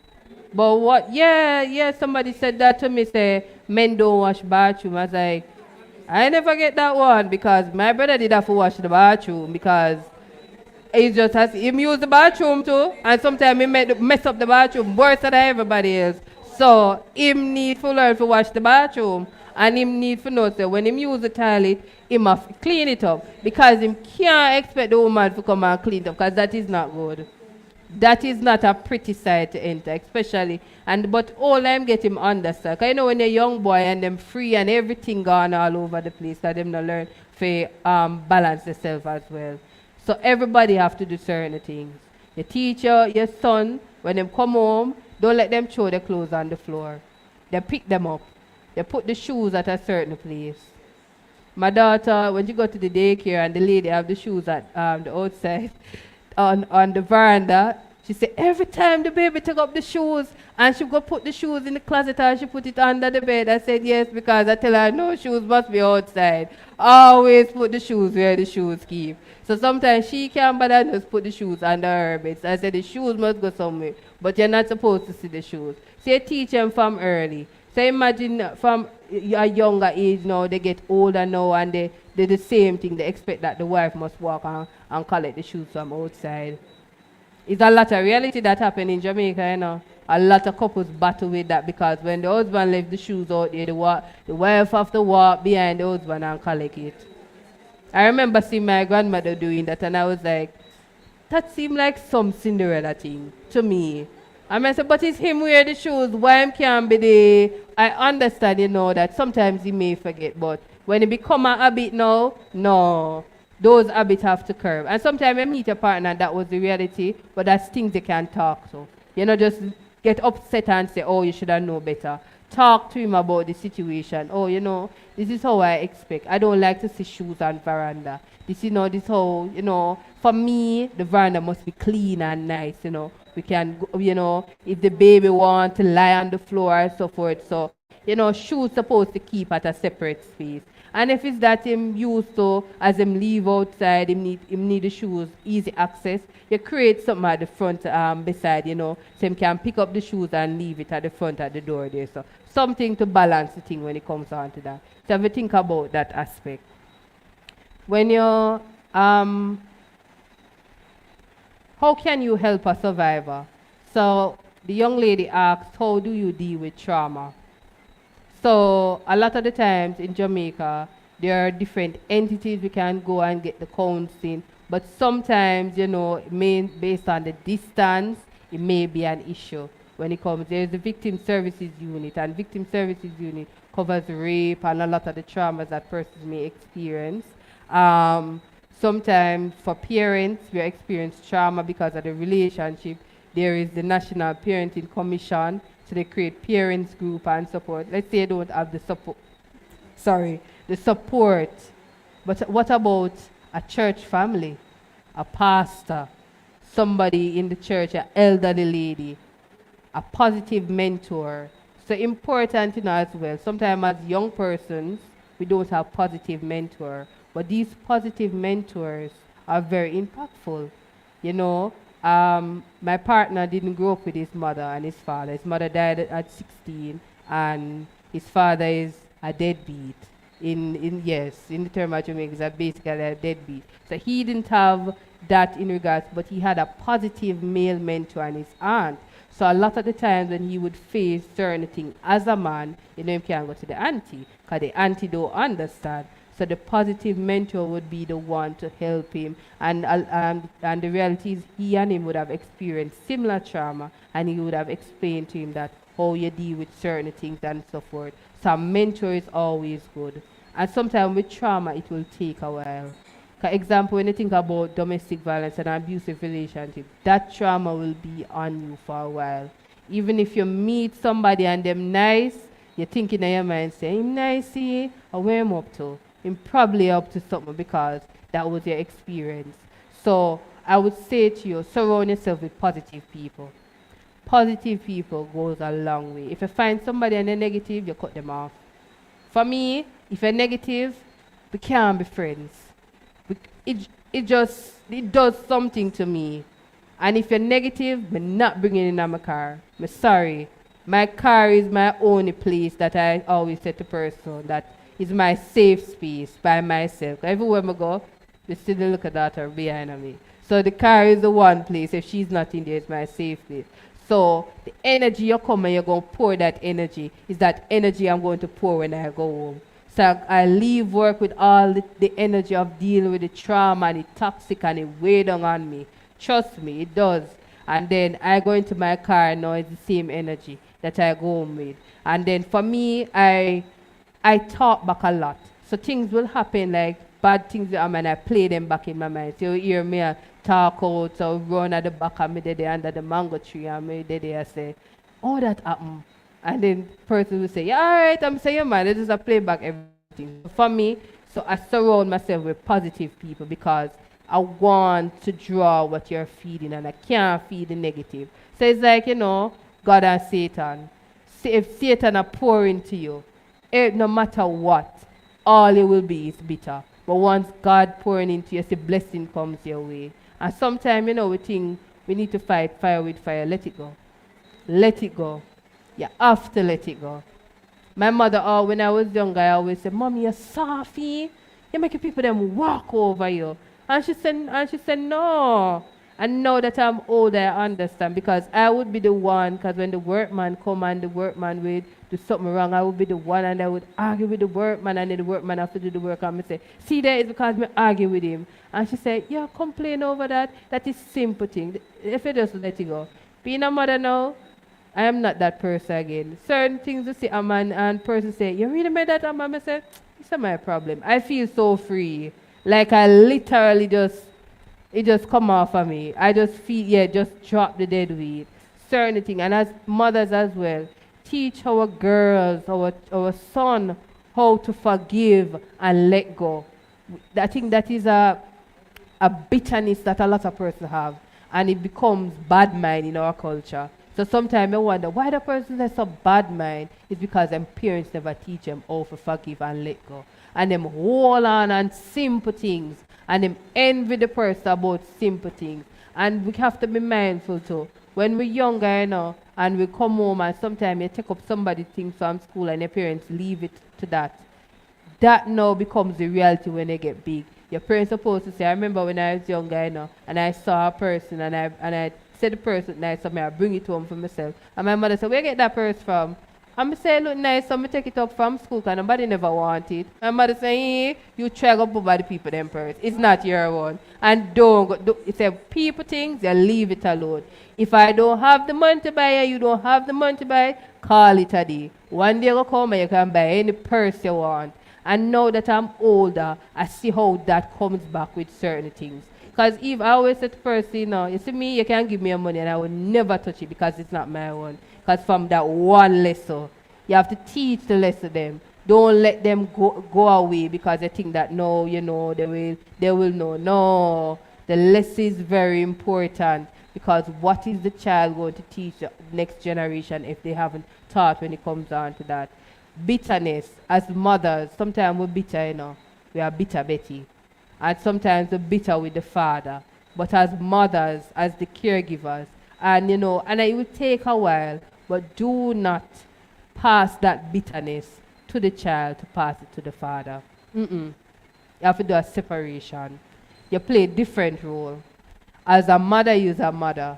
The relationship you have with the baby father, with your ex-husband is a different relationship versus the relationship you have with a mother. So if you may be upset with the father, and even in the household as well, you can be upset with the father for something that he does, but you're not saying that, but how you deal with the situation. Sometimes we try to cover it and the child don't know, but then the child don't know how to deal with arguments. But how you deal with the situation. Because a lot of the times, sometimes we cover, when I was young, I used to think that we cover those things. Because I remember my friend, when she lived with her aunt, they didn't argue. The man and the woman didn't argue at all. And I said, no man, something wrong with that relationship there. Because everybody may know them have disagreement. I know some deal with it in a toxic manner and some deal with it in a better manner. And she said, no, they didn't argue. And then now, so now that she's older now, she realized why they didn't argue. Because the man was so toxic to the mother and it wore down the mother. So now the mother he's trying to find back herself at an older age because of covering everything and so forth. And now the children know how they deal with argument now is a different thing because one of them will vent because they don't know how to express themselves when they argue. So they vent out loud and they say, oh, you're not listening to me, you're not saying anything and so forth. So you need a child to see how you argue. But argue in a manner that you know is not disrespectful. And then show the child how you deal with the argument after. Because as small as them be, them know. Trust me. And my little daughter the other day, I said to her first, come play fight and see what she will do. And the little 1-year-old said, no, hug it out. And I was like, whoa, at one. And you can say hug it out. So you think that they don't know, but it's how and you always will have disagreement because we are human beings, but it's how we approach. We can talk, we don't need to use curse language. Because I always tell person, if you use curse language, that is a red flag there. So, because you disrespect the person that you love, that your partner, your wife, your husband, that's a no. And then they disrespect the mother too as well, that bring them into this world. No. Sometimes the family can be toxic, but you as the woman, you walk away from those situations. You said to them that, guess what? I'm a lady. I'm not going to argue with you. I understand where you're coming from, but as a lady, I'm taking myself from this situation. And you walk away from that. Because you don't need that bitterness. Because you start argue, you know what will become right there. So, and it's a family member. Because you're married into the family. So only going to come back together. And imagine that little toxicness going to be in regards to. Next thing you start, oh, you know, go over your grandmother because she this and because she that. And so forth. And then when persons are upset, sometimes they can't express themselves best. So walk away from a situation and then you can go back and you two can discuss the situation and best how you can address when it comes on to that. In the event that anybody is a victim of domestic violence, I tell you there is the Bureau, we have a national shelter, there is the Domestic Violence Eye Care Center, which is under the JCF. There's 10 centers in Jamaica. We're in St. Catherine, right? Tiredness come down on me. We're in St. Catherine, so for you guys, there is the 100-man police station, which is in Portmore, or there is at the Spanish Town police station, there is a DV officer who is assigned for domestic violence, so persons can reach out and get the help. And I have some cards I can give it to you as well, so you can share. We have the number for male and female helpline at the bureau, where persons who are victims. And sometimes you feel a little bit stressed out, mother feels stressed out, daughter feels stressed out, and you want to speak to somebody, you can reach out to the helpline and they can assist you, or probably refer you to the particular entity or agency that deals with the issue that you're facing. Any questions or comments? That is the end of my presentation. No question? No, man. Come on. You must have questions. Hmm? Any comments? Come, we are quite quiet. No questions?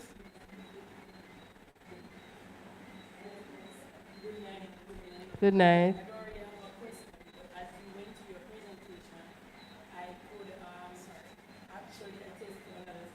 Mm-hmm.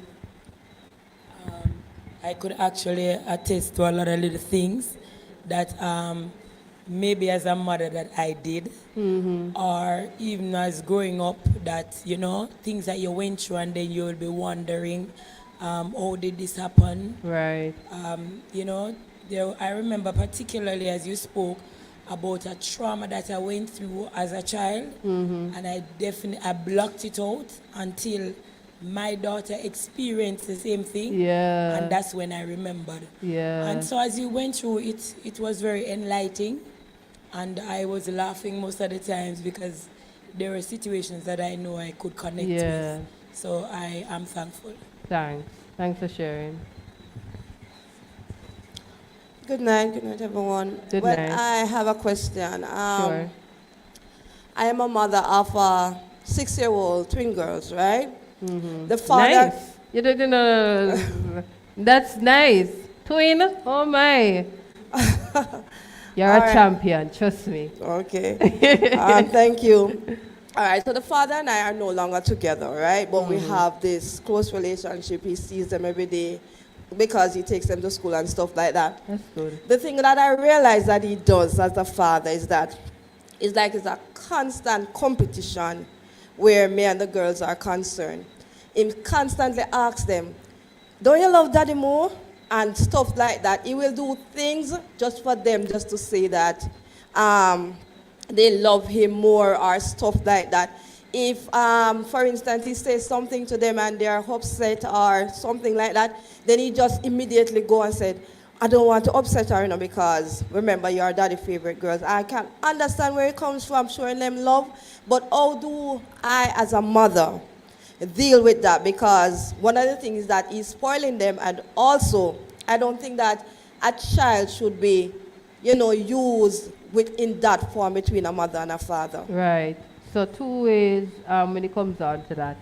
So you guys could do a mediation session for you and somebody to mediate in regards to speaking about the issue. That may not necessarily, because if it's in his mind and decide that he's not going to change, but you as the mother, what I would say to you, Eve, always be truthful. You know that is the wrong they're doing, talk to them and tell them. Because best believe it, when they get older now, I remember as a child when I would see men that would praise and and then I would say, but that is wrong. But when you're older now, you realize that, guess what? You like the person that will say things as how it is. So you go to the mother for the reassurance. Because mothers will always, and it's sad too, you see with fathers and daughters, it's kind of win-lose battle there, so you're always going to be like the number one enemy, technically, because girls are for their dad.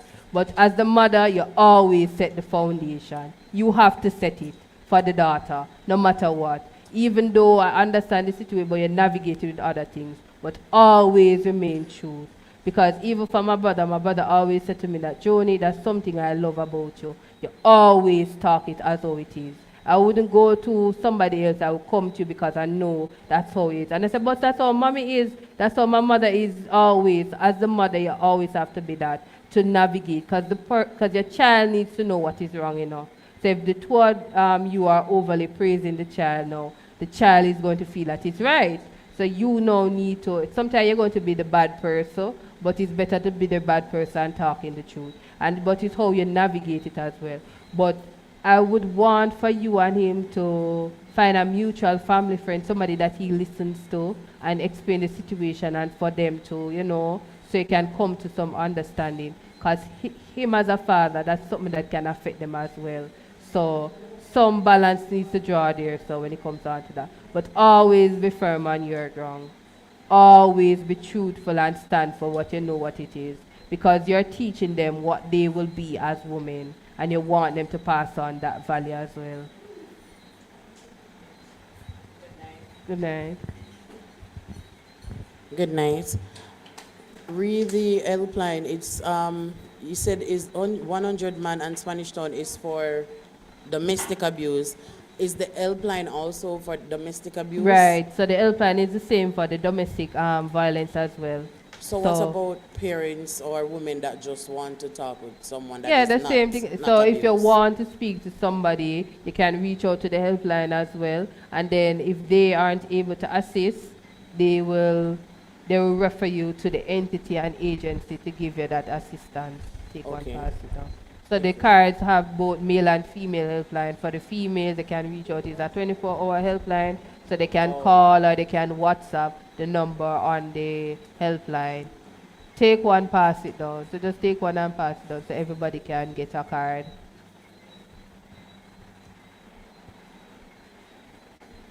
And one thing I probably should have said too as well is about for the children as well. In regards to building self-esteem, the mirror effect. The mirror is very powerful. See that mirror that you have in your room and in your closet and in your bathroom? Very powerful. It allows you to speak life into your child. More. So each day for your daughter, for your son, I would say to say 5 words of affirmation to them. 5 things that they love about, like you love about them. And then they will say 5 things that they love about themselves. Constantly to feed into their mind as they grow older. Because especially when puberty kicks in and and the body changes and everything, that's a whole different ball game. And that 5 words of affirmation build your self-esteem. When I was younger, that was the same thing my father did. And at first I never saw how powerful it was because I was like, just a try. Until over time, and then when I became pregnant and then I blew up into the penguin, it looked like a total different person. It was those 5 words of affirmation that I had to feed myself back into. And then, I really know it's powerful now. When I started with my little Cardine at 6 months, and I tell her how I like her eyes, her nose, her ears, her mouth, and everything. And then when I see her go for the teddy and go for the doll, and she started touching doll and that doll eye, ear, nose, and mouth, and I was like, wow, this thing is really. I every time she look in the mirror and she smile and she and so forth. So those things, those small things go a long way. Always talk positive things to your children. You want your best out of your child, talk positive things. I remember I was telling I can't do much to save my life. And it's today a lady asked me if I can do time me the maths, So worst person I talk. My mother good in maths now, but I can't do maths to save my life. And my mother always tell me, I go pass maths, you're going to pass maths. And I say, stop telling lie. You know I'm not going to pass maths. Everybody knows say I am the worst when it comes to pass maths. And my mother say, you're going to pass because you need maths to go to UE. And UE you're going to go. And me I say, this lady, unbelievably, like she have some expectation, like, she expects me to go big, reach at the attaining. And then when I passed the maths and I was like, whoa, God, you're good here? You're really, my mother really there for your purpose. So everything what my mother said, I always say this, everything my mother said that I can do, trust me, I can do it because I've seen her, she said that I'm going to do it, so I know for a fact. So you want to speak positive things to your children, uplift your children, especially when they come home from evening, because school is a rough thing, Yes. It's a rough thing, Sometimes when I talk to the students, them and how them talk to me, and I was like, boy, I can't imagine the home where them I come from. And then they spill it out onto other persons as well. So you have to affirm them and speak positive things. I have a little cousin, a person I always think is my son. And when he's going to school, there's a young man that has, one of his legs is a bit taller than the other. So he said that he has magic foot. So me leave it at that is magic foot him have. So I would say to him, you see a friend with a magic foot, always be nice to him. I just say, yeah man. Sometimes people tease him about his magic foot, but I don't know why they tease him. I say, always be nice to him and so forth. Because that's how children live what they learn. So a lot of the times when the children come to school and they bully and you know that they're bullying the child into tap into the guidance counselor, you need to seek out the parent because something is happening at home. So what they experience at home, they come and they give it at school. Rarely you see the child that is perfect at home and then come to school and lash out. And then if you come to school and lash out, something still there's a root cause to everything. That is my thing. There's always a root cause. That means there's some level of attention that he's seeking at home, him not getting it. So it's something for you to reach out. And sometimes as parents pop up on your children, you need to know what they're doing. Sometimes person tell you things and you don't believe. Sometimes the lady at the daycare say, you know what the baby do? I'm say the baby. And then I would say, and then sometimes I pop up on her and then sometimes she send me the video and then I see how she wake up everybody and tell everybody to clap their hands. And I was like, whoa. Imagine if I didn't sometimes see her how she interact with the persons and then, So pop up on the children to see what they're doing. Go to their PTA. It's hard and it's rough, me know the reality. But go to their PTA, make time for them. At least once a month, do something with them. It not to be anything major, something simple. Child's month, you treat them. Go to Devon House, on a Sunday evening. Do a little picnic. Treat them, make them feel special, and for the fathers, they date the daughters, and the mothers, they date the son. Tell them how they're supposed to treat a lady or a lady is expected, and so forth, vice versa. Do those things because guess what?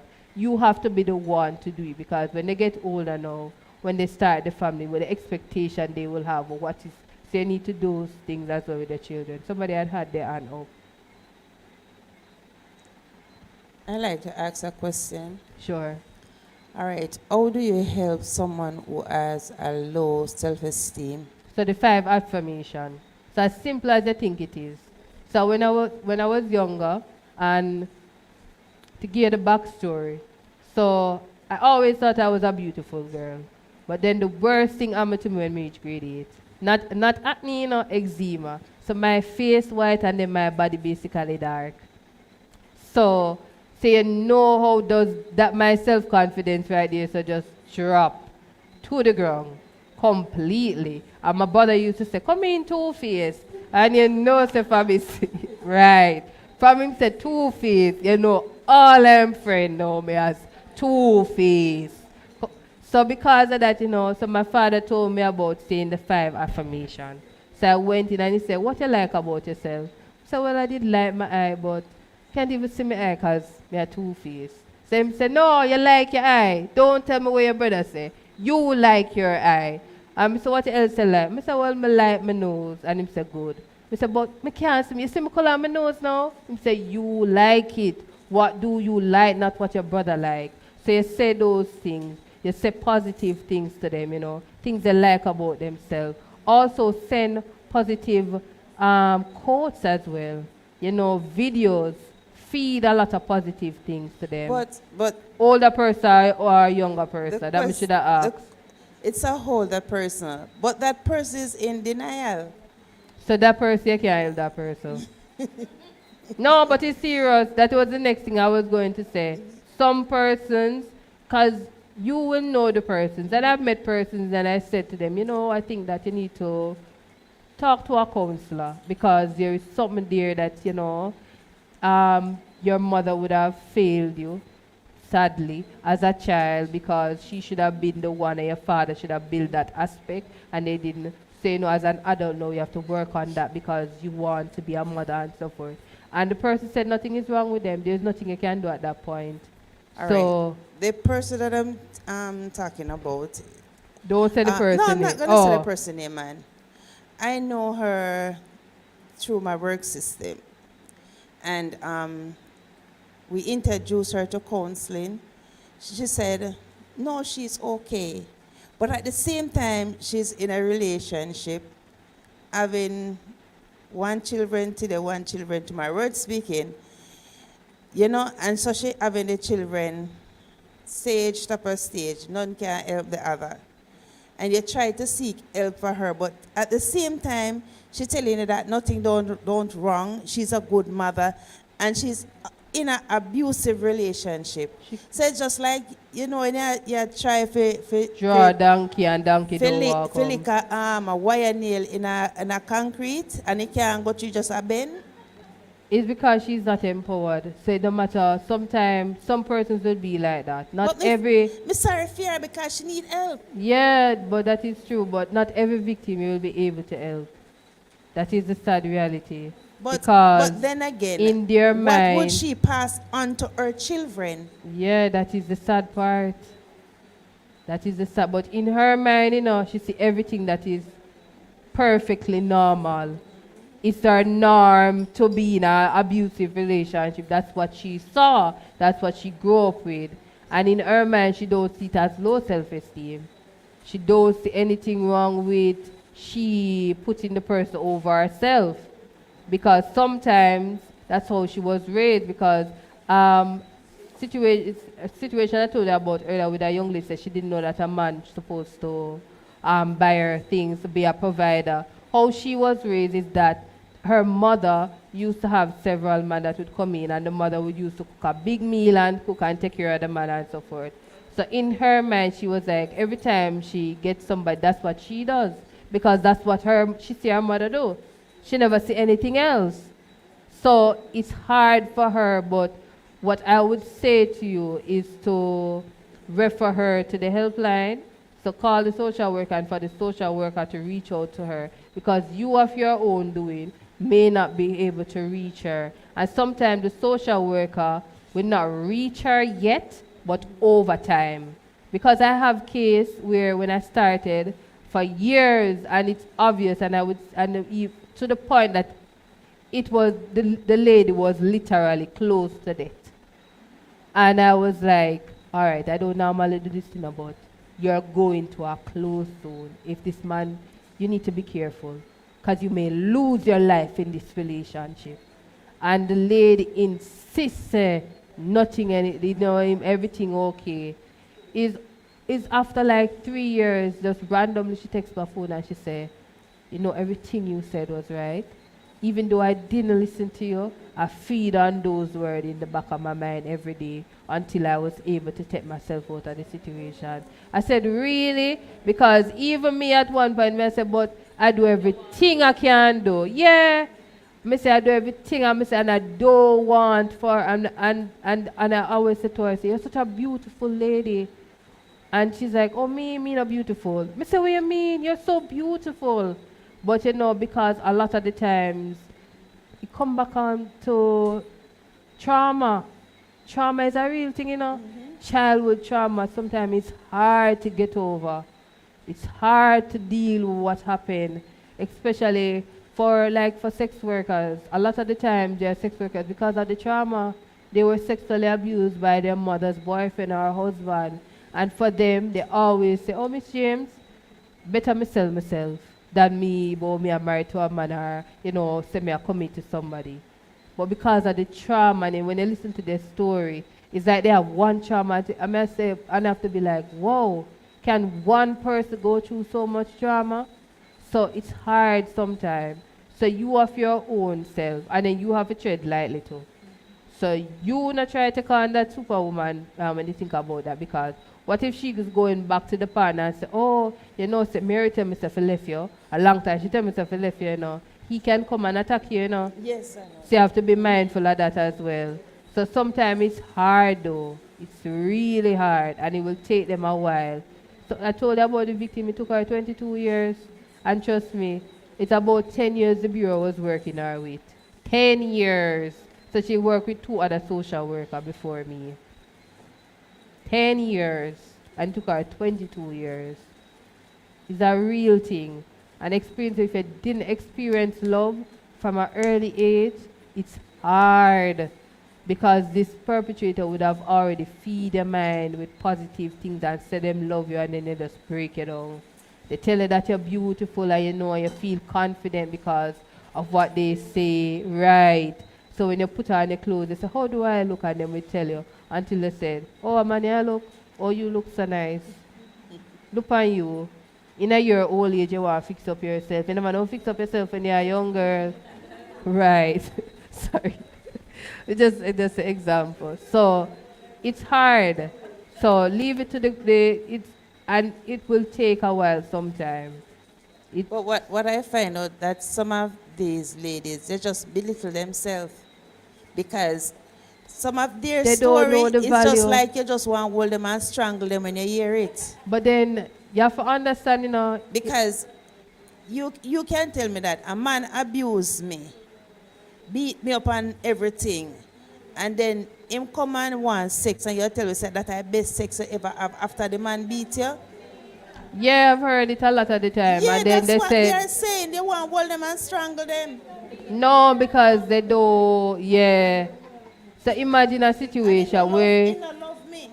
but imagine growing up, your mother wasn't there for you because probably she was basically probably in the street to that extent. Your father probably decided to take you under his wing. You have a stepmother. The stepmother treats you away. The father have to agree to everything what the stepmother say. So there is no love there. So the two core person that's supposed to give you love, show your love so you can give back the love. Because that person don't know what love is, you know. Because if you don't love yourself, you don't know how to give love. You have to love yourself first.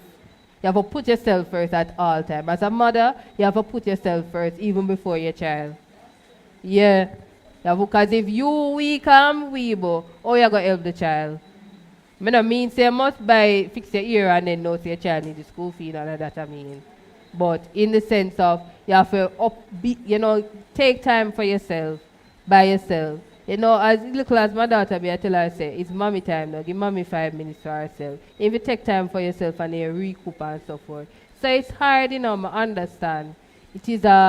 It's something, and then because I'm in it sometime and I see it and I said, boy, and it take them so long, and even if it doesn't matter what you say to the person, in their mind, they're like, you don't love me like this person. My father never loved me, nobody in their life never loved me. Him love me. It's just that his father did the same thing, yes, but his father never know for sure love, and him not know for sure love. You know, probably has something with me, though. I am the problem. So they blame themselves as well.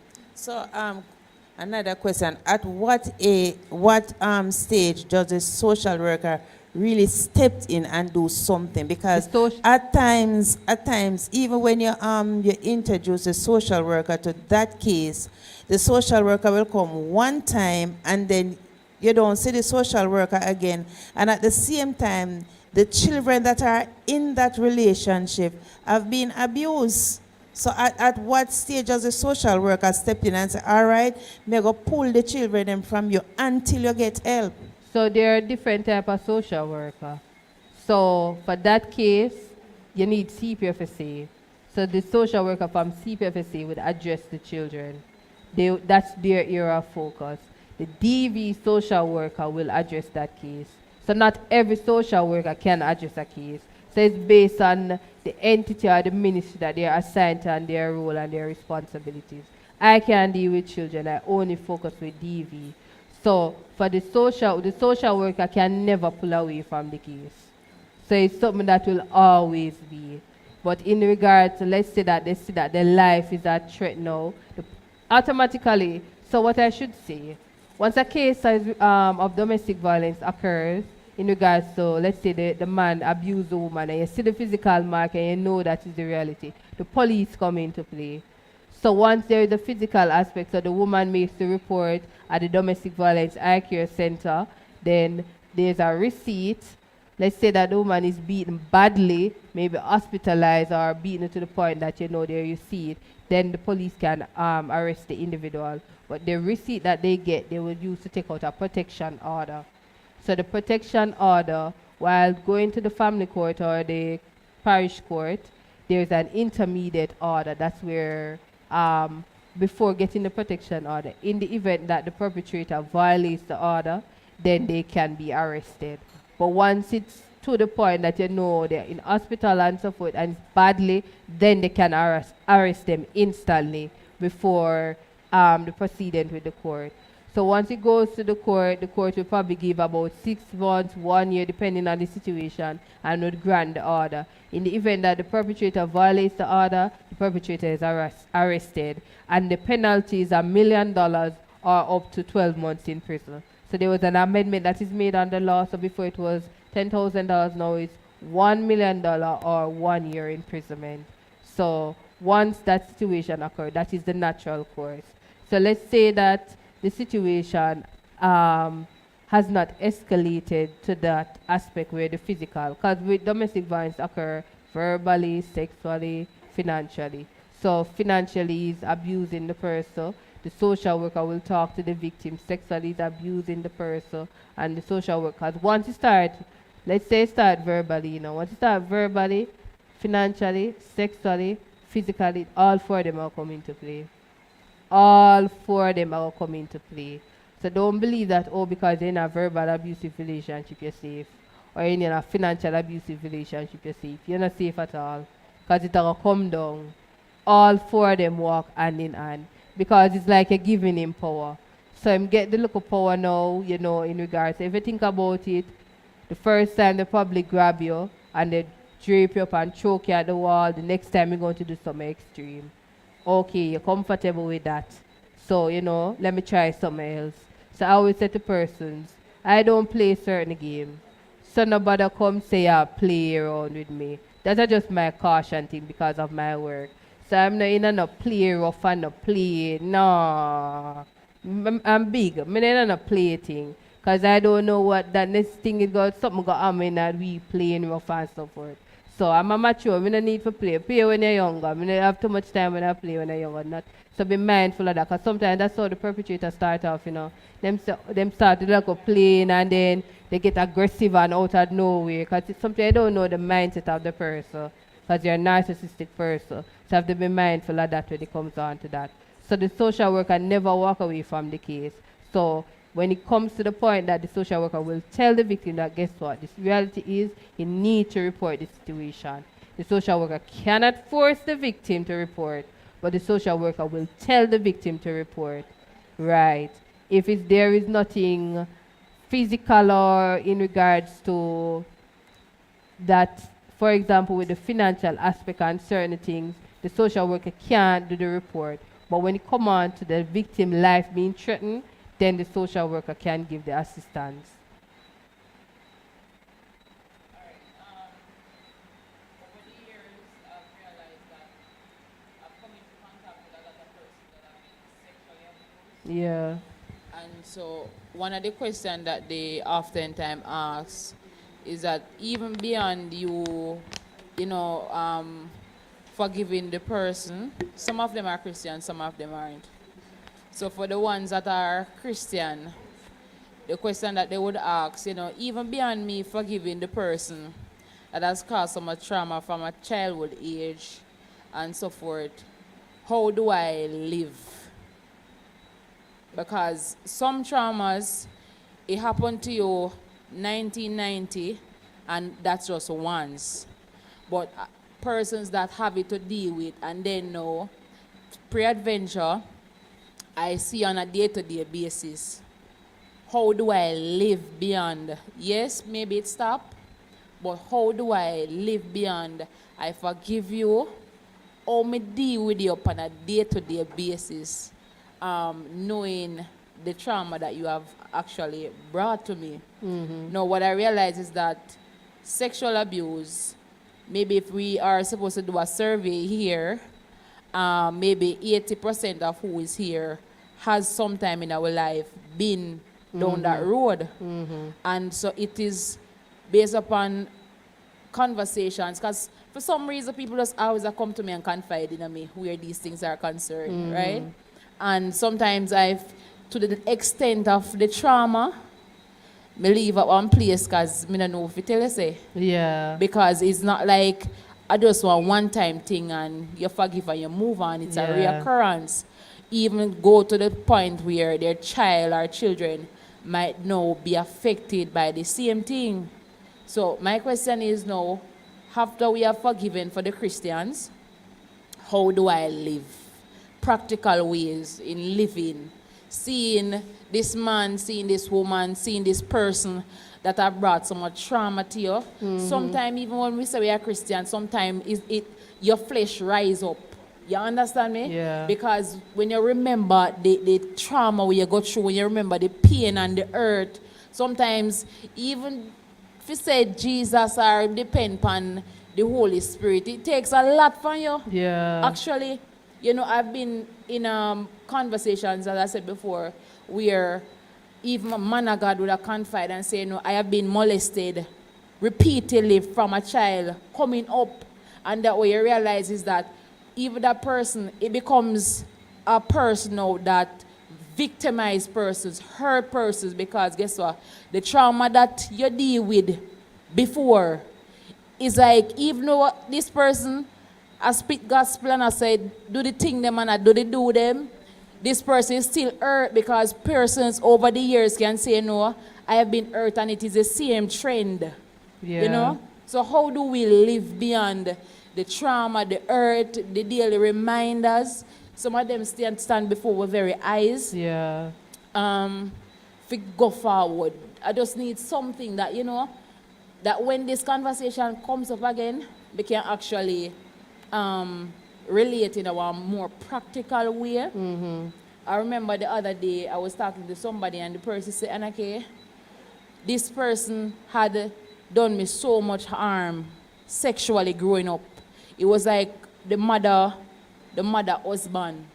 And seeing the person is like, say, a whole different part of the person kick up because, it was as if,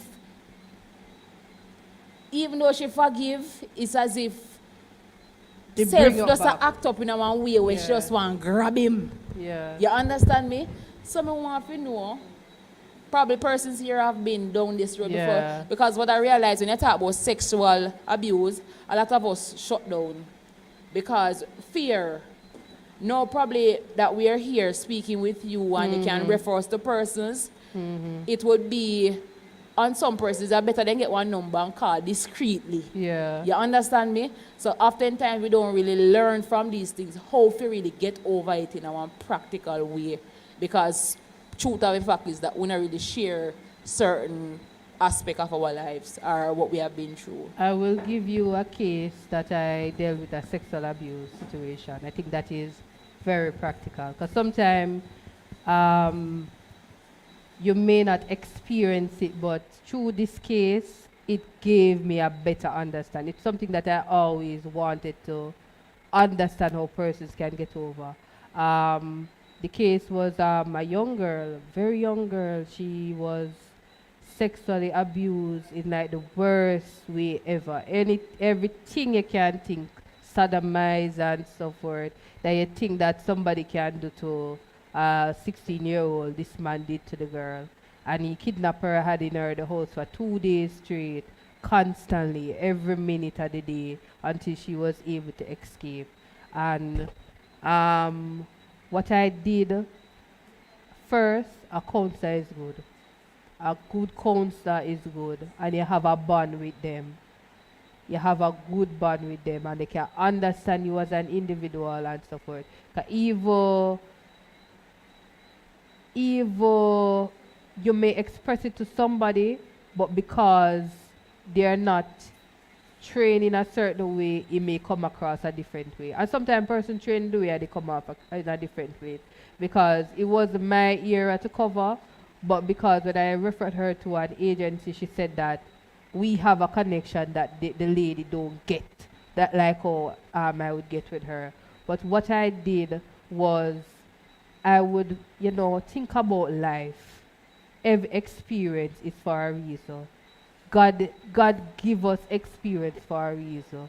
We experience situation for a particular reason. And it's not just sexual, but anything at all. I remember,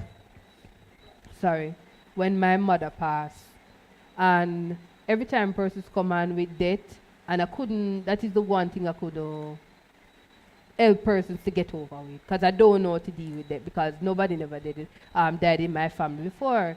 And when my mother passed, I said, God, why are you wicked so? Why me get this experience of experiencing death? It's the worst thing ever, And trust me, they more, far more deadly, I think, more than anything else, and so forth. And then over time now I realize what I got. Like couple, now it's cementing, but like couple months after, I'd got a case before and the young lady had lost her partner. And I was clueless how to help her. And I said to her, I referred to somebody and she said, but are you? I said, but I don't have because I'm very practical. Theory is good, but I need practical things to give to you. So if I not have the practical things, I not take it out because I don't know what to give. And then Mr. Torres said, I guess if I experience it, I can come back. It's when I experienced my mother, eventually I went back to her and I could understand where she come from and so forth. But going back to that, so different experience happen in our life for a reason. And we have to look at the experience as a positive thing. It now come overnight, but over time, there's a reason why this happened. There's a reason why God chose me, because my life story is a testimony. There's a reason why I'm in an abusive situation, because I'm going to use this to empower somebody. Because if somebody is a victim of domestic violence, come up here, trust me, how she taught versus how me, far more impressive, because she can now give the equips, the tool of what she used to utilize. So you have to look at it in that sense. There's a reason God gave you that experience. There's always a reason for it. And it's for you to use a testimony, not only to help yourself, but to help others to heal. Your testimony may not be for you. So you getting that is not because God hates you, but Him do it for a reason, because you probably need that experience to help Sister Mary when I go down the road. You probably can cope with it half and half and balance it and still walk, But Sister Mary down the road can't cope with it at all. And he said, Sister Mary, if me can go through it, trust me, you can go through it too, in that regard. Next thing too, positive thing. You have to feed the mind on positive thing. You see, because that thing is very traumatic, so positive, you have to reinforce yourself. So, you see, YouTube is powerful, There are a lot of life coaches, and you can Google as well. She's name is Stephanie Lynn. She's a life coach, so she covers a lot of things. So I watch a lot of her videos. She talk about narcissistic men, getting over a broken relationship, getting over a divorce, getting through rape, sexual abuse, and so forth. So those videos and life coaches can help you to heal. So you're going through a rough day, you watch them and it brings up your spirit when it comes on to that. Feed your mind. You will reflect on the thing and you're going to cry and you're going to think about it and so forth. I won't let that define me. I want to be more than just that. I want to be more than just a rape victim. I'm going to use this as a testimony, because I've met persons that got raped and they got pregnant during the rape and they actually had the baby, and some of them, they said that if they didn't have the baby when they were trying after, they weren't able to get pregnant, so it's a good thing. And other persons said the baby was their healing. So them having the baby and becoming a mother was a healing process of going through that. So you have to feed your mind on positive things. And as well, if somebody has not gotten over their hurt, you cannot link to them, because they will tear you down. So if somebody experienced something similar like you and they haven't gotten over the sexual abuse, it's not a good idea. So because they want to vent, and then by them venting, and you have not reached that space for you to able to manage it, it will come across a certain way. Because imagine even when death, and like when you lose somebody and somebody say, Lord, sir, them just dead and gone, so, and you haven't get over the death. You just bring you back down right there, so, in that regard. So you have to be careful of the person that you surround. Trust is very important, and boundary is very important. So you will have to build back trust. So you have to write down a list of things that to affirm you. What does trust look like? Write down what you think trust should be versus what trust should not be. So you will assess your friend way more than somebody who has never been victimized. because of the situation. You would assess the relationship as well. But that is good because you're more aware and you're more, in tune with that when it comes down to that. But trust me, it's not an easy thing and it will take some time to get over. But it's a positive thing, feeding a mind, and then, videos, positive video to improve your day, quotes, how to start a day. So you're based on the situation, you will need that quote for start a day. A lot of persons will watch the quotes on YouTube. There's a lot of persons that will do. For me, I love Michelle Obama when she speak about anything. It just kind of give me a bounce somebody. So you find somebody that that has a positive light that you can use to start off your day, so that will help you with that aspect in that regard. So it's something that, trust me, it will take a while, but over time, it will take a while, and then based on all the situation happen, you have to evaluate certain things. If it's in a taxi, you have to evaluate that aspect of how you approach that and so forth. But it's something that the counsel is definitely needed. Is them of themselves, they can't do it because the counsel will go over with them over and over. And sometimes I think that you're there and then later on, years after, it come up back, something simple, to your daughter, and then it's straight up back, it bring you back in memory. But the counseling is definitely needed. There is victim services unit, they offer counseling services, they offer telecounseling services for persons who are victim of rape. Victim services unit. So there's one in St. Catherine. You can reach out the helpline. It's not a flow off of my head now. You can reach out to the helpline and they can refer you to other persons that give assistance when it comes on to sexual abuse. But I understand the point with regards to forgiveness because it's hard. Because I remember when I was growing up, and even now, I don't have it up, but I know for that person, I remember this person, he allegedly, because I wasn't there, sexually abused, an elder sexually abused a couple of the church girls. And if I see him tomorrow morning, I am not calling to him. And it's not me hate him, but it's because I expect better from him. So, and it's not that me see him and me think, but I'm not, but just, for me, and then what I do, it don't sit right with me. And then because they cover everything and so forth, so every time I always say to my father, I don't understand how does you guys, because when I would bring it up to him, he would say, let go of it. I said, no, if he's doing that, he's supposed to take a back seat.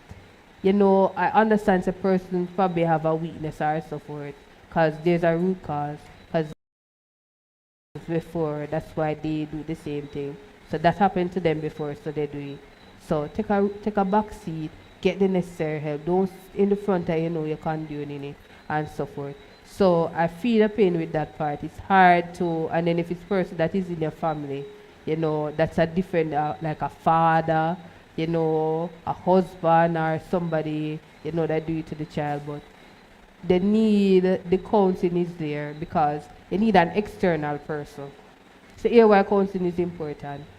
Your friend is attached, your family member, you are attached to the person, you have feelings towards the person. So an external person is important to give a clarity. That's why when persons are going through divorce, they use a counselor, somebody that don't know anything about them, to give them a fair and a balanced aspect of the relationship. So an external person is always needed in that regard. Some persons say they deal with situations without doing counseling, and it's like the same thing that they will do, feed themselves on the positive things. I don't know if they really get over it, to be honest. But that's what they said in that regard. But for the young girl, she said that, because from time to time I will check on her, because sometimes she feel, low, but she said that me constantly we're talking and, we're doing activity. Because the counselor will do different activity as well with her, And then the therapist now will take her back to the situation and they talk about it and so forth in depth, and they can deal with it and move on with that aspect. So that is definitely needed. Any other questions or comment? I thank you all for listening and for not falling asleep on me, because trust me, if I fall asleep, I would have fallen asleep already. And it was lovely being here, and I'm not funny, because if I follow you tomorrow, I will be here talking again. But it was lovely being here, and I'm glad you guys took the time to come out. And I hope what you learned today is not for you alone. It's for somebody else. So I just give it a little seed and just water it as you go. Water it around your community and everybody. Share the knowledge that you know. Something new you learned today, you pass it on and you share with somebody, because that's what we're here for. Each one teach one. It's not for me to just leave it at you there, so you're supposed to spread it on, so we can reduce this thing when it comes on to gender-based violence, because we need to end it. It's a bad cycle where persons are in it, and they will continue if they're not informed. And, spread a little love on your children, and love on your partner, love on your mother if your mother is still alive, anybody in your family, a sister, if you're having sibling abuse in regards to sibling issues, your family not getting along, try come together and resolve the problem, because we only live once. And you don't want, this person pass away, and you can't say, oh, you didn't say all that you needed to say, you never had the relationship that you want. And we need each other. So if we have, and as Christians, we can't have up anybody. You have to set example. It's sad, you have to set example. So you have to be the light. Sometimes it's not shown, but it will shown eventually. So it may shown with your generations and a generation to come. Because my mother I didn't see it at the time. Why she always saw, when people do beat her down and so forth, and she said, oh, that's what I worry about, move on, that is life. But over time you will see it. So thank you for being here, and it was a pleasure for me as well.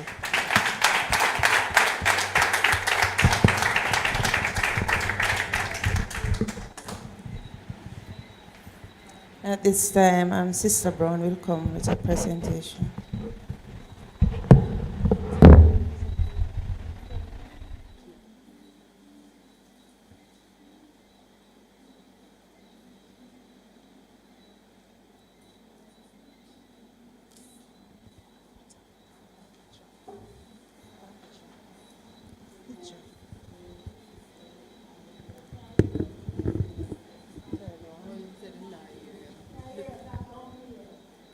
Good night, Mrs. James. Loud, and then when we ask question, you did quiet. Good night, Mrs. James again. I'm sure you say you get mixed up. Sure. On behalf. On the behalf of the Linted Pentecostal City Mission Church, I am presenting this little token to show you that we appreciate that what you have come to say to us, and I hope and trust that we will work on it and we will share with others. I hope that next time you will come again. I will. Trust me. I like your energy.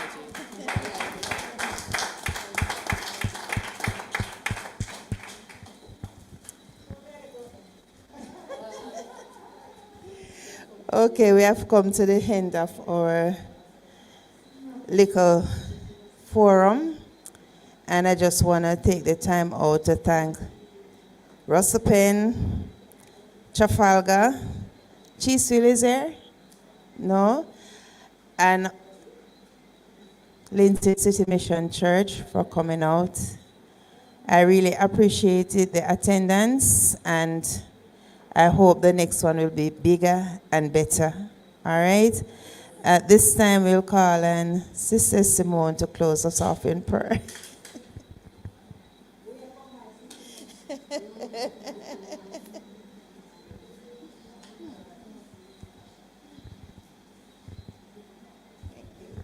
Bless the name of Jesus. Bless the name of the Lord. Can we stand in reverence to prayer? Bless the name of the Lord. Father, we thank you this moment. We exalt your name and we lift you up. We thank you, Lord, for this, our first seminar where we can express our hurting feelings. And Lord, as we come tonight, God, and we listen and we get to understand more how to deal with these stressful situations. God, we put them in your hands. And so, Father, tonight as we go, help us, Lord, to forget about them at times. Mighty God, as we come before your presence, we want to thank you and we want to exalt your name. We want to thank you for today, for this seminar, that we are educated more on how to deal with these stressful situations. Father, as we are about to go our separate ways, we ask for your direction. We ask for your coverage. We ask for your protection even now. And so, Father, tonight I place each and every one in your hands. Father, we thank you again for this another privilege. As we give you the glory and we give you the praise, we tell you thanks in Jesus' name. Amen.